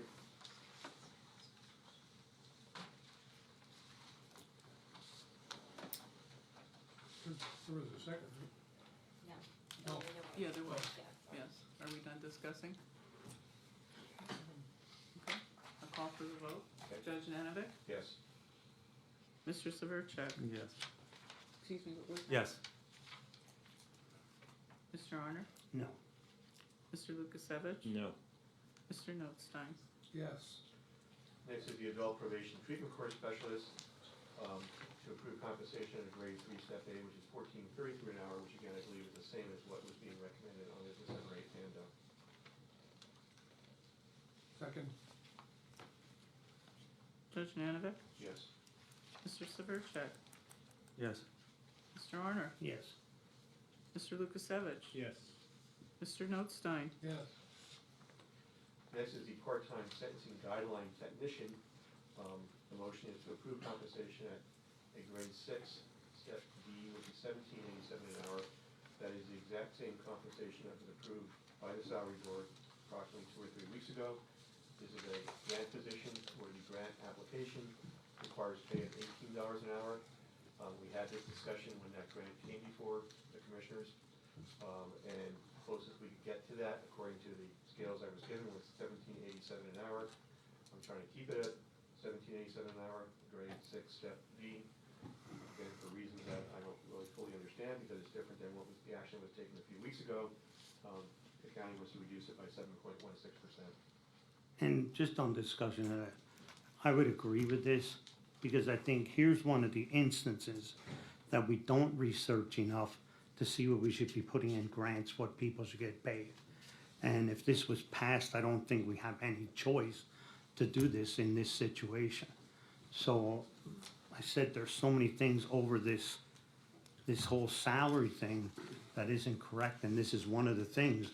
And how can we go back on something we approved that's in a grant and now go back on it? Are there any repercussions if we would reduce it, the wage? I don't know yet. I mean, the grant was submitted saying these are the compensation rates that were given. The grant was approved with that understanding. The amount that's been approved previously is not even the $18 an hour, slightly less. But I think I was told at the time this was the closest we could get without going over the $18 an hour. But it was approved several weeks ago. Second. After the discussion. I have no further discussion unless anyone else on the board does. I don't know what to say. I mean, just want to vote on it, but Okay, I don't know if this is one of the things where our hands are tied, because we already committed, at a meeting. Are we reducing somebody's pay now? And is this one of the situations that it was done before the end of the year? Where does this fall in? I mean, it was done before the end of the year. Yeah. Obviously, we just passed 3 days ago. It is a vacant position. It's always one that could be readdressed if we feel we have a legal obligation to do $18 an hour. But no one has done that research. Just because we put in the grant application doesn't make it a legally binding contractual agreement to pay that amount. So I'd much prefer we vote no, let it at $16.59 as the study proposes, and then let the solicitor talk to the grant providing entity in regards to what our flexibility is in regards to. And this could be brought up at at the next board meeting, at the next Well, salary I guess they board. can always be adjusted, but I don't know that this was in any study, as Commissioner Yeah. Lukasevich just referred to, because this is a new position that was just created with a grant that was accepted by the county a few weeks ago. So I don't think it was an evergreen study. I don't know what study it might have been, totally unknown to me. Again, the application that was submitted for the grant was $18 an hour. The board literally, 2 or 3 weeks ago, approved $17.87 an hour. I don't know why 3 weeks would change that. It's gonna be hard enough to fill this position. especially knowing that it might only be a temporary position to begin with. So I would suggest we all vote yes. I think I made the motion, I don't know if you're gonna second or not. Yes, they're gonna second it. Okay, Judge Nanovic? Yes, Mr. Severcek? Yes. Mr. Honor? I would say no, and this could be further discussion at another meeting. Mr. Lukasevich? No. Mr. Notstein? Yes. so now I believe we're under schedule J5, which is the juvenile court. And the motion for chief juvenile probation officer is the supervisory rate of grade 12, step J, which is 34.18 an hour.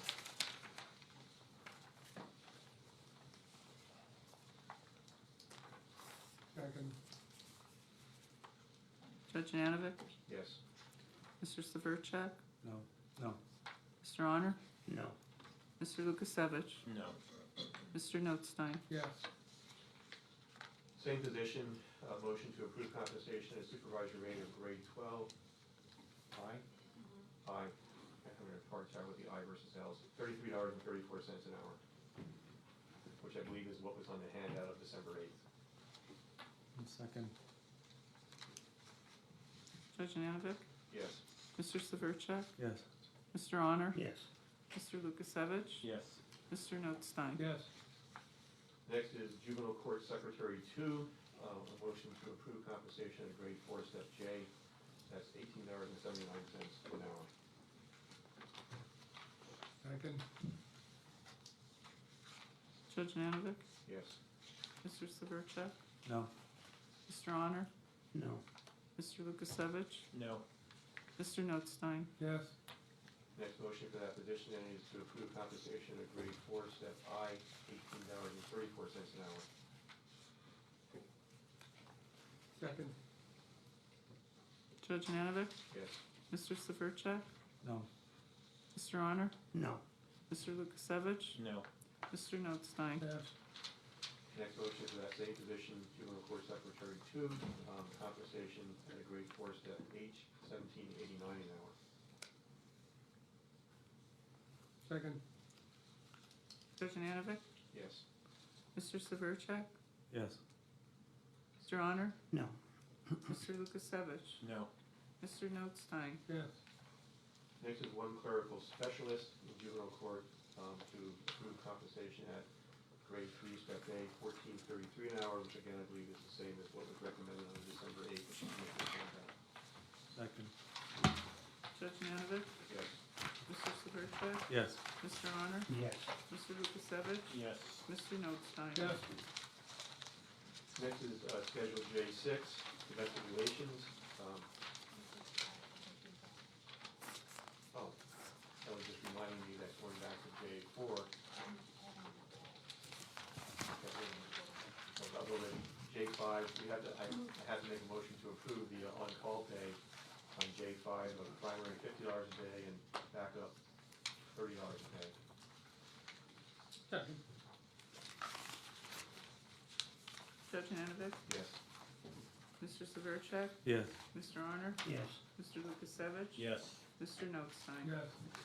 and on adult probation, same thing, have to make a motion to approve on-call. Primary is $50 a day, backup is $30 a day. Second. Judge Nanovic? Yes, Mr. Severcek? Yes. Mr. Honor? Yes. Mr. Lukasevich? Yes. Mr. Notstein? Yes. okay, next is domestic relations on J6. First position is domestic relations director. The motion is to approve compensation of supervisory rate of grade 12, step G, which equates to $31.74 an hour. I would say, in support of this motion, that under the study that was done by Evergreen, peers for domestic relations are paid $33.25 an hour, which is 12.5 cents more than the current pay. The director, as the board knows, basically 2/3 of pay is paid by 4G. Yeah. As part of the discussion, I'll remind the board members that our target was the 45th percentile. That's all I have. Do we have a second? Yeah, Judge Nanovic? Yes. Mr. Severcek? No. Mr. Arner? No. Mr. Lukasevich? No. Mr. Notstein? yes, So then for director, I would move for approval supervisory rate grade 12, step F, $30.96 an hour. second, Judge Nanovic? Yes. Mr. Severcek? No. Mr. Honor? No. Mr. Lukasevich? No. Mr. Notstein? yes, Next, for that same position, a motion to approve compensation supervisory rate grade 12, step E, $30.21 an hour. yes, second, Judge Nanovic? Yes. Mr. Severcek? Yes. Mr. Honor? No. Mr. Lukasevich? No. Mr. Notstein? yes, Next position in domestics is the domestic relations assistant director. The motion is to approve compensation at supervisory rate of grade 9, step C, which is $24.84 an hour. second, Judge Nanovic? Yes. Mr. Severcek? No. Mr. Honor? No. Mr. Lukasevich? No. Mr. Notstein? yes, Next, for that same position, the motion is to approve compensation at a supervisory rate of grade 9, step D, which is $24.23, which I think is the same on the December 8th handout of the county. Second. Judge Nanovic? Yes. Mr. Severcek? Yes. Mr. Honor? Yes. Mr. Lukasevich? Yes. Mr. Notstein? yes, Next motion is with respect to the intake officer 2, to approve compensation at a grade 11, step K, which is $27.11 an hour. This is reference to an employee who's been here for 34 years in that same position. second, Judge Nanovic? Yes. Mr. Severcek? No. Mr. Honor? No. Mr. Lukasevich? No. Mr. Notstein? yes, Same position, motion to approve compensation at a grade 11, step J, $26.45 an hour. second, Judge Nanovic? Yes. Mr. Severcek? No. Mr. Honor? No. Mr. Lukasevich? No. Mr. Notstein? yes, Same position, the motion is to approve compensation at a grade 11, step I, $25.80 an hour. second, Judge Nanovic? Yes. Mr. Severcek? No. Mr. Honor? No. Mr. Lukasevich? No. Mr. Notstein? yes, Next, same position, a motion to approve compensation at a grade 11, step H, which is $25.17 an hour. second, Judge Nanovic? Yes. Mr. Severcek? Yes. Mr. Honor? No. Mr. Lukasevich? No. Mr. Notstein? yes, Next is one administrative assistant.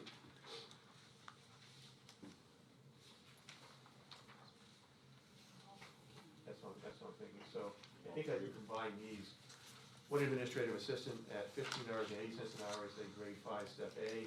3 domestic relations specialists, 2, $15.05 an hour, a grade 4, step A. And 1 domestic relations specialist, a $14.33 an hour, grade 3, step A. Those are all the same as was suggested by the county commissioners on December 8th. Second. Judge Nanovic? Yes. Mr. Severcek? Yes. Mr. Honor? Yes. Mr. Lukasevich? Yes. Mr. Notstein? yes,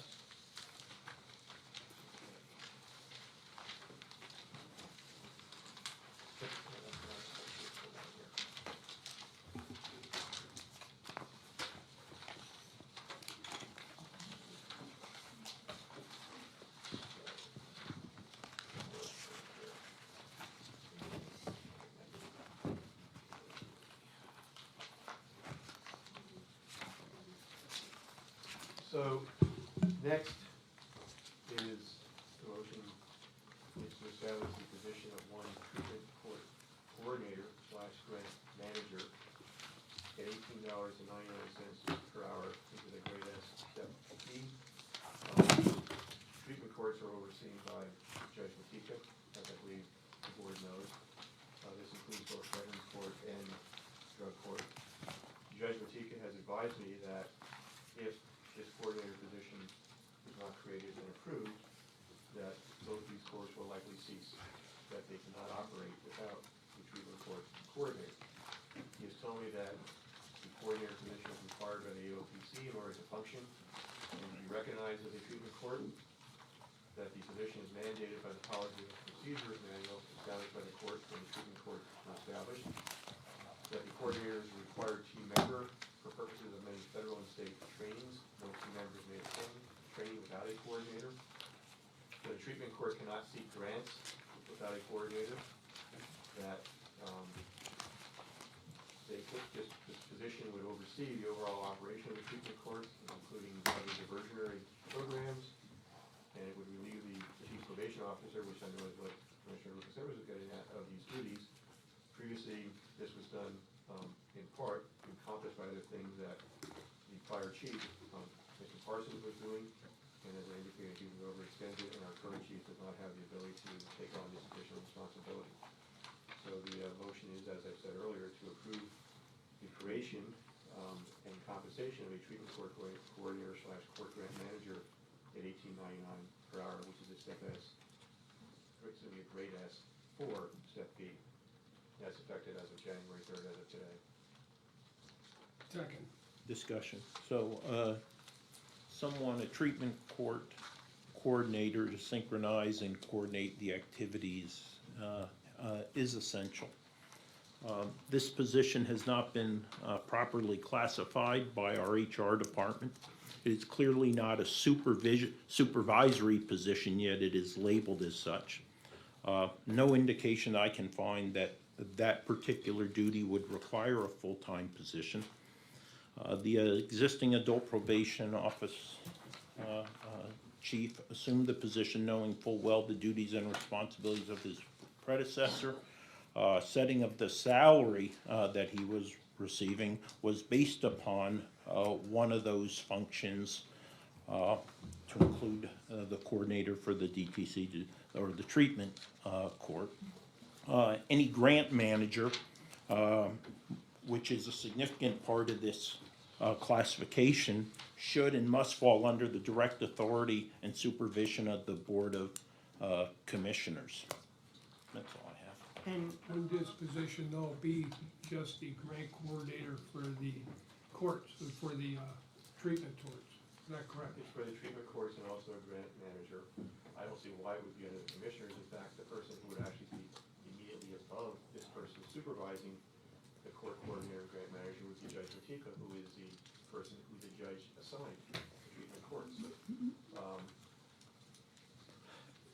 As I've indicated, Mr. Parsons spread himself too thin. I applaud every effort he made. I'm not trying to be critical of him, but he was all over the place, trying to accomplish as much as he could for this county. He's a very valued employee. I hated to see him go, but he took another position where he was offered much more lucrative compensation that our county could afford. Our current treatment court chief does not have the time and the ability to do this. He's indicated this, which is why we're asking this. I don't mean to be crying wolf, because that's not my intent. But I had an extensive discussion with Judge Matika about this, and he has assured me that if this position is not created and implemented, the specialty courts will cease in Carbon County. That includes veterans, that includes drug court. And again, I'm not trying to say you have to do this. I'm letting you know the full implications of not doing it. As far as supervision, Commissioner Lucas Evers is correct. This person is not necessarily directly supervising other court employees. However, he is supervising other probation officers who have been assigned to specialty courts. The direct supervision of those people under probation is of the chief probation officer, chief adult probation. But this person is supervising to some extent those people who have been assigned as probation officers to treatment court. This position is coordinating all the players, all the team members in treatment court, which is perhaps comparable, maybe not a technical supervisory of other employees, but they're supervising, coordinating, I believe it's 10 other team members is what I've been advised. We can make the argument that almost any position in Carbon County supervises based upon the definition you're using. But the fact is, that individual doesn't evaluate or have the authority to discipline people. He or she is not supervising. On the portion in regards to the court grant manager, I sat in meetings with Judge Matika, Judge Serafas, were present. They were hosted or managed by the public defender. Not once, when we were discussing a grant manager for the county, did the courts make the statement that the courts needed a grant manager just for the courts. So the need isn't there, or it would have been clearly articulated during those meetings. I'd be more than happy to go look at those minutes again, but I am very, very confident that statement was never made. And matter of fact, they seem to be very open to a grant manager that would serve the entire county. I also would find it hard to believe that within adult probation, there isn't an individual or individuals who have sufficient bandwidth available where they could not assume the responsibility of a synchronizer and a coordinator of treatment court activities. It's just unrealistic to think that bandwidth is not available in one person in that office. Well, I think we've had repeated discussions on salary board meetings about the need for additional staff in adult probation, that they're overworked. We get audited by the state, I believe, annually. They've told us that our ratio of parole officers, probation officers, the people who are being supervised, are multiples of what is recommended by the state. They are understaffed the way it is. To say they don't have it, they do have the bandwidth, I think is not being realistic of the volume of cases they are supervising. I think we repeatedly told you that when we're a sixth-class county, we do the volume of a fifth-class county in terms of criminal work and oversight.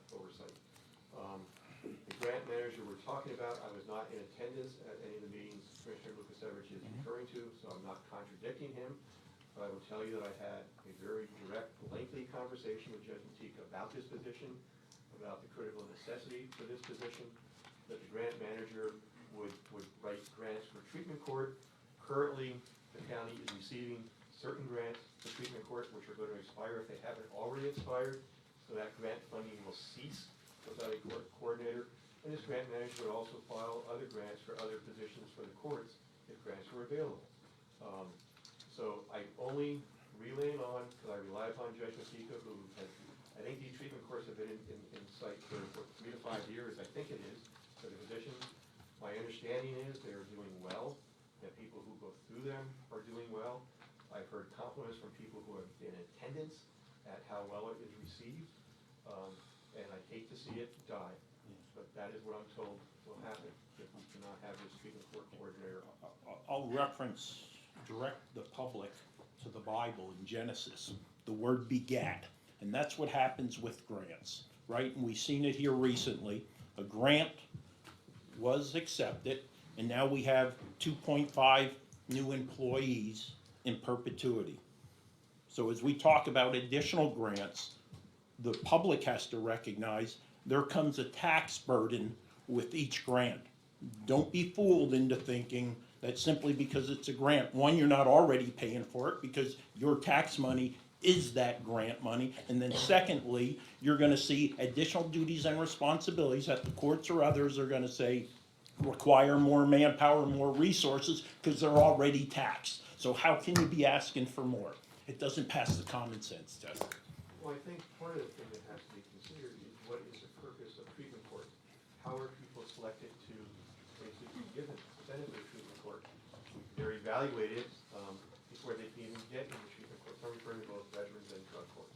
And they're evaluated to see what their past has been, what their evictions are, to see whether they are suitable candidates for treatment court. If they are, they go into treatment court. My understanding is that the recidivism rate of individuals who have gone through treatment court and successfully completed it is much less than the ordinary person who is out there. So the question is, do treatment courts have a value, which I think is in part what Commissioner Lukasiewicz is getting at. And if they do, and quite honestly, from again what Judge Matika has told me, treatment courts are probably the best form of treatment we have in this county. They're not getting the equivalent treatment at the prison, and they're not getting treatment elsewhere. So treatment courts are important. It's been the impetus of AOPC for a number of years to encourage counties to adopt treatment courts. We were one of the few counties who were later on the bandwagon to actually adopt treatment courts. Others were out there 10 years ago or more. We've only been there 3 or 4 years. So I know Judge McKeith is dedicated to treatment courts and has put a lot of time and effort into it, and he wants to see it continue. Judge Nanovic, you misrepresent what I said. I never stated that drug treatment courts, did I even come close to implying that they didn't have value. Matter of fact, for the last 3 years, I know no commissioner who spent more time in the treatment courts.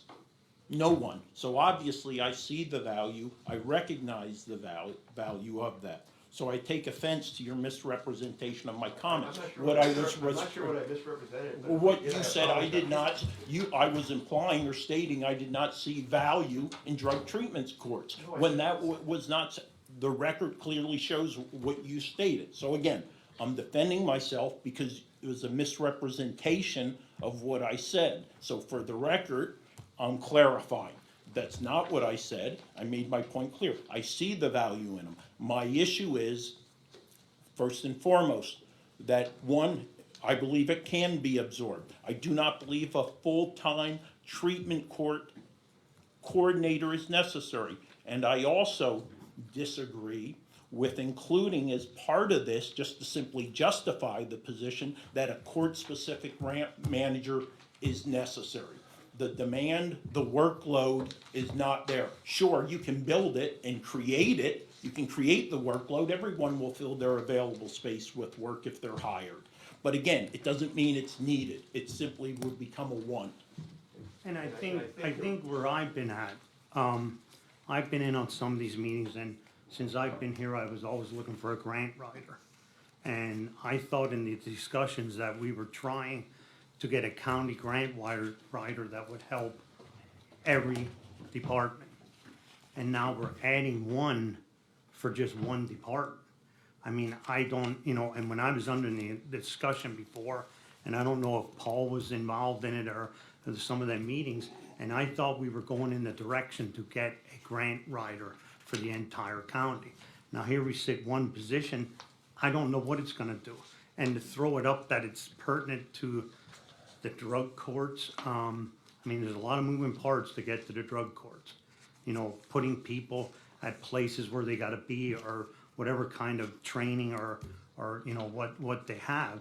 I just don't see this position, how is one position gonna help the whole county like what we were looking for? Well, And I don't interrupt you, go ahead. And I think the impression, you look at, say if we need positions or grants for 27 departments, each one could have 2 to 3 that each department would say, okay, this is what I would like, okay? So that's 50 to 60 grants. Are we gonna get 50 to 60 grants for treatment court? I don't know. And there are some grants that are ongoing. I think what we need a grant writer for is to search for the overall county, that it will help drug court. It will help domestics. It will help all of them, not just the one specific area. I don't know. So I don't necessarily disagree with Yeah. having a countywide Yeah. grant writer. I think that's something that should be pursued by the county. I think they should have done it by now. The reality is, it hasn't occurred yet. And the reality is that treatment court gets funded by grants in part, which are now dying or expiring. That source of revenue is leaving us. I suspect there are other grants out there that can be obtained for treatment court, which is what this treatment court coordinator will be pursuing.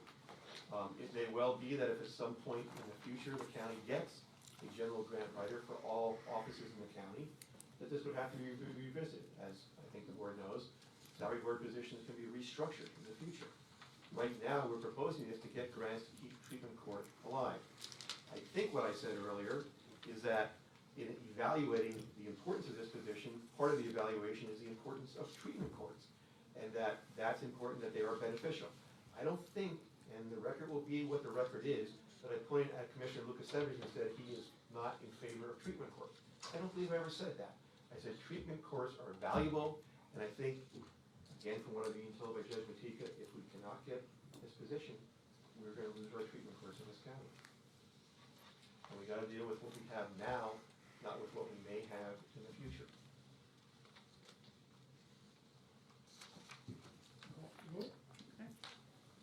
Judge Nanovic? Yes. Mr. Severcek? Yes. Mr. Arner? No. Mr. Lukasevich? No. Mr. Notstein? Yes. The next motion is under Court Computer Information Systems to establish a position of one IT specialist at $17.42 per hour, grade 7, step A, which will be effective as of January 3rd. As I'm sure the salary board knows, the current court IT department has 2 employees, Becky, who's the chief supervisor, and one other which actually is vacant because the person who had occupied that position got offered a better position because of pay. And we've been advertising to get that position filled. I think we have actually an interview tomorrow, if I recall correctly. So we have 2 people there. We're asking to have another IT specialist in that department, in part because Becky supervises not only court operations, but non-court operations. So she does things in the clerk of courts, in the depositories, in the sheriff's office. Also with the advent of COVID, there's been more Zoom and video conferences in court, which requires more technicians to set things up. So the motion is to establish an additional, which is one additional IT specialist at $17.42 an hour, grade 7, step A.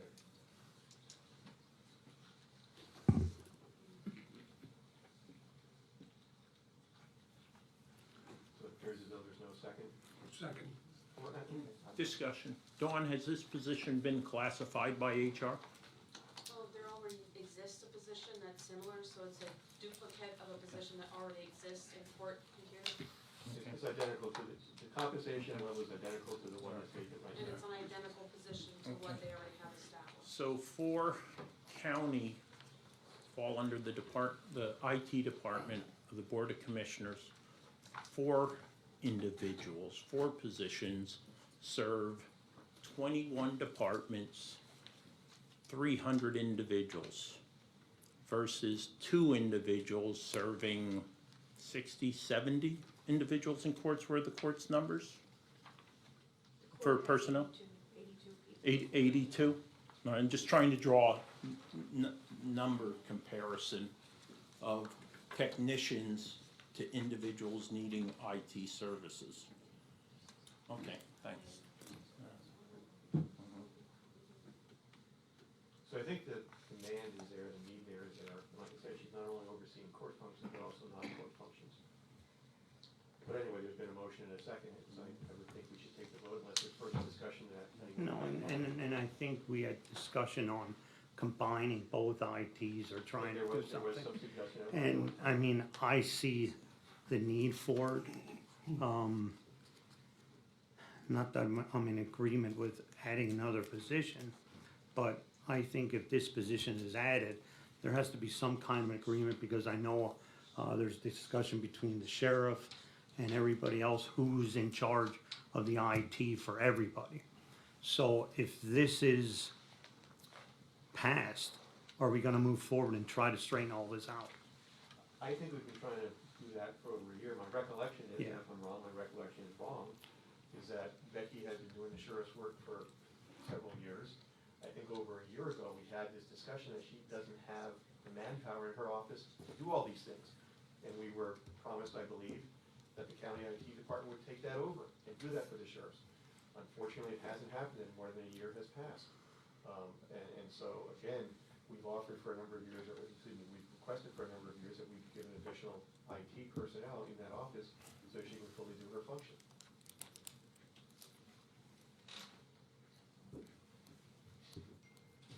Okay, call for the vote. Judge Nanovic? Yes. Mr. Severcek?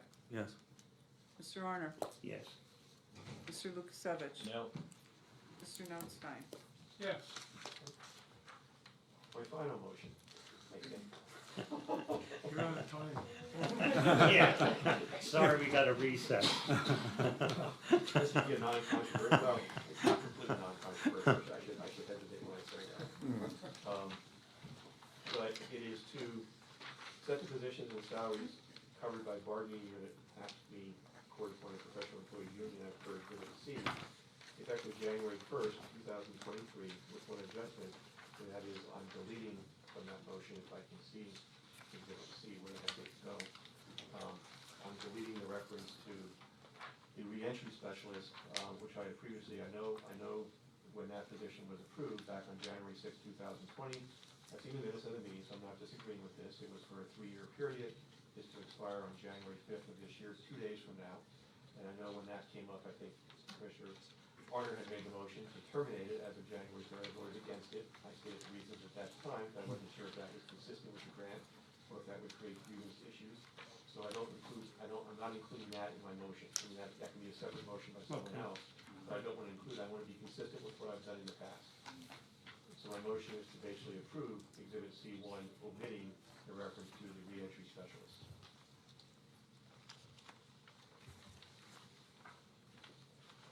Have a second? Second. Judge Nanovic? Yes. Mr. Severcek? Yes. Mr. Arner? Yes. Mr. Lukasevich? Yes. Mr. Notstein? Yes. Yeah, I would think there's going to be another motion from one of you with respect to the reentry specialist, but that's up to you.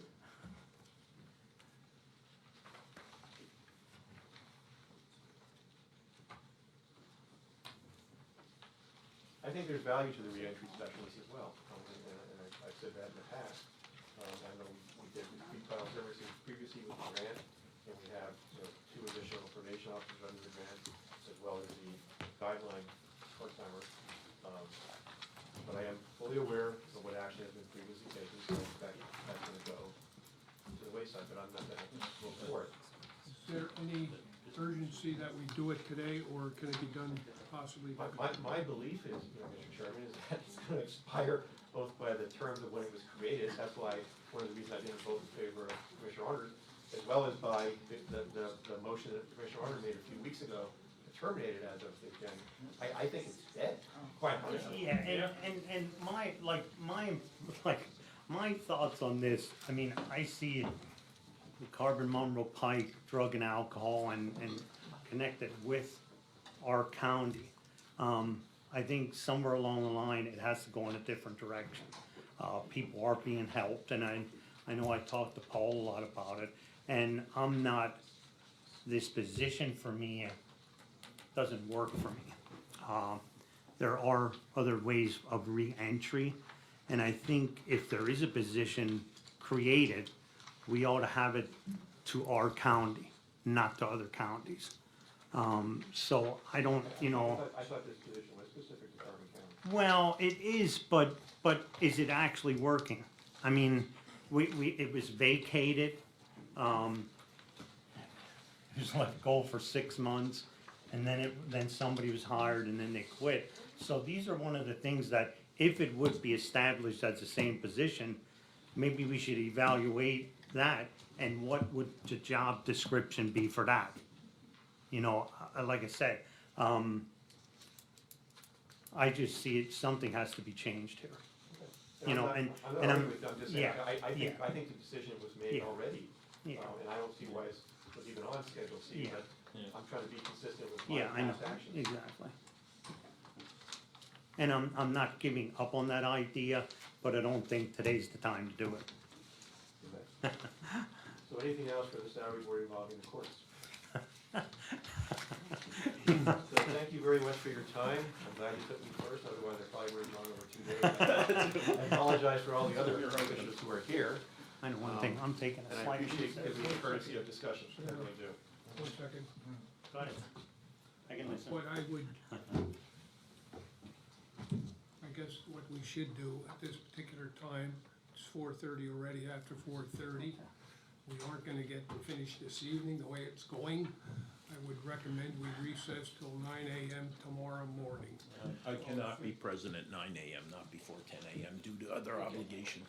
And just to clarify, it's not a recess, you would actually be adjourning to. You're not adjourning the meeting itself, but you're adjourning to a date and time certain.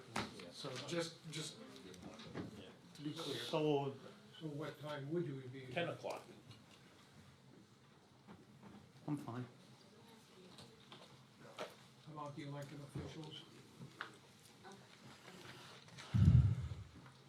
So we would have to adjourn. Yes, we'll need a motion to adjourn to a date and time certain. So what's the issue with advertising? There's no need to re-advertise. So we're okay with Yes, not yes, advertising as long as it's done Okay. on the record here, that's What about the commissioners meeting then?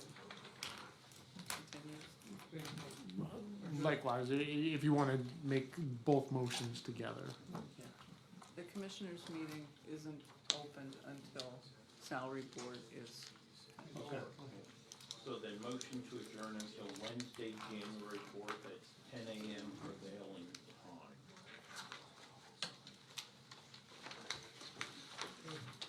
Got a motion then? I'll second that. Okay, Mr. Severcek? Yes. Mr. Honor? Yes. Mr. Lukasevich? Yes. Mr. Notstein?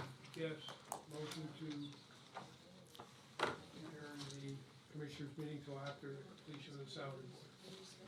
I'll make that motion. I'll second.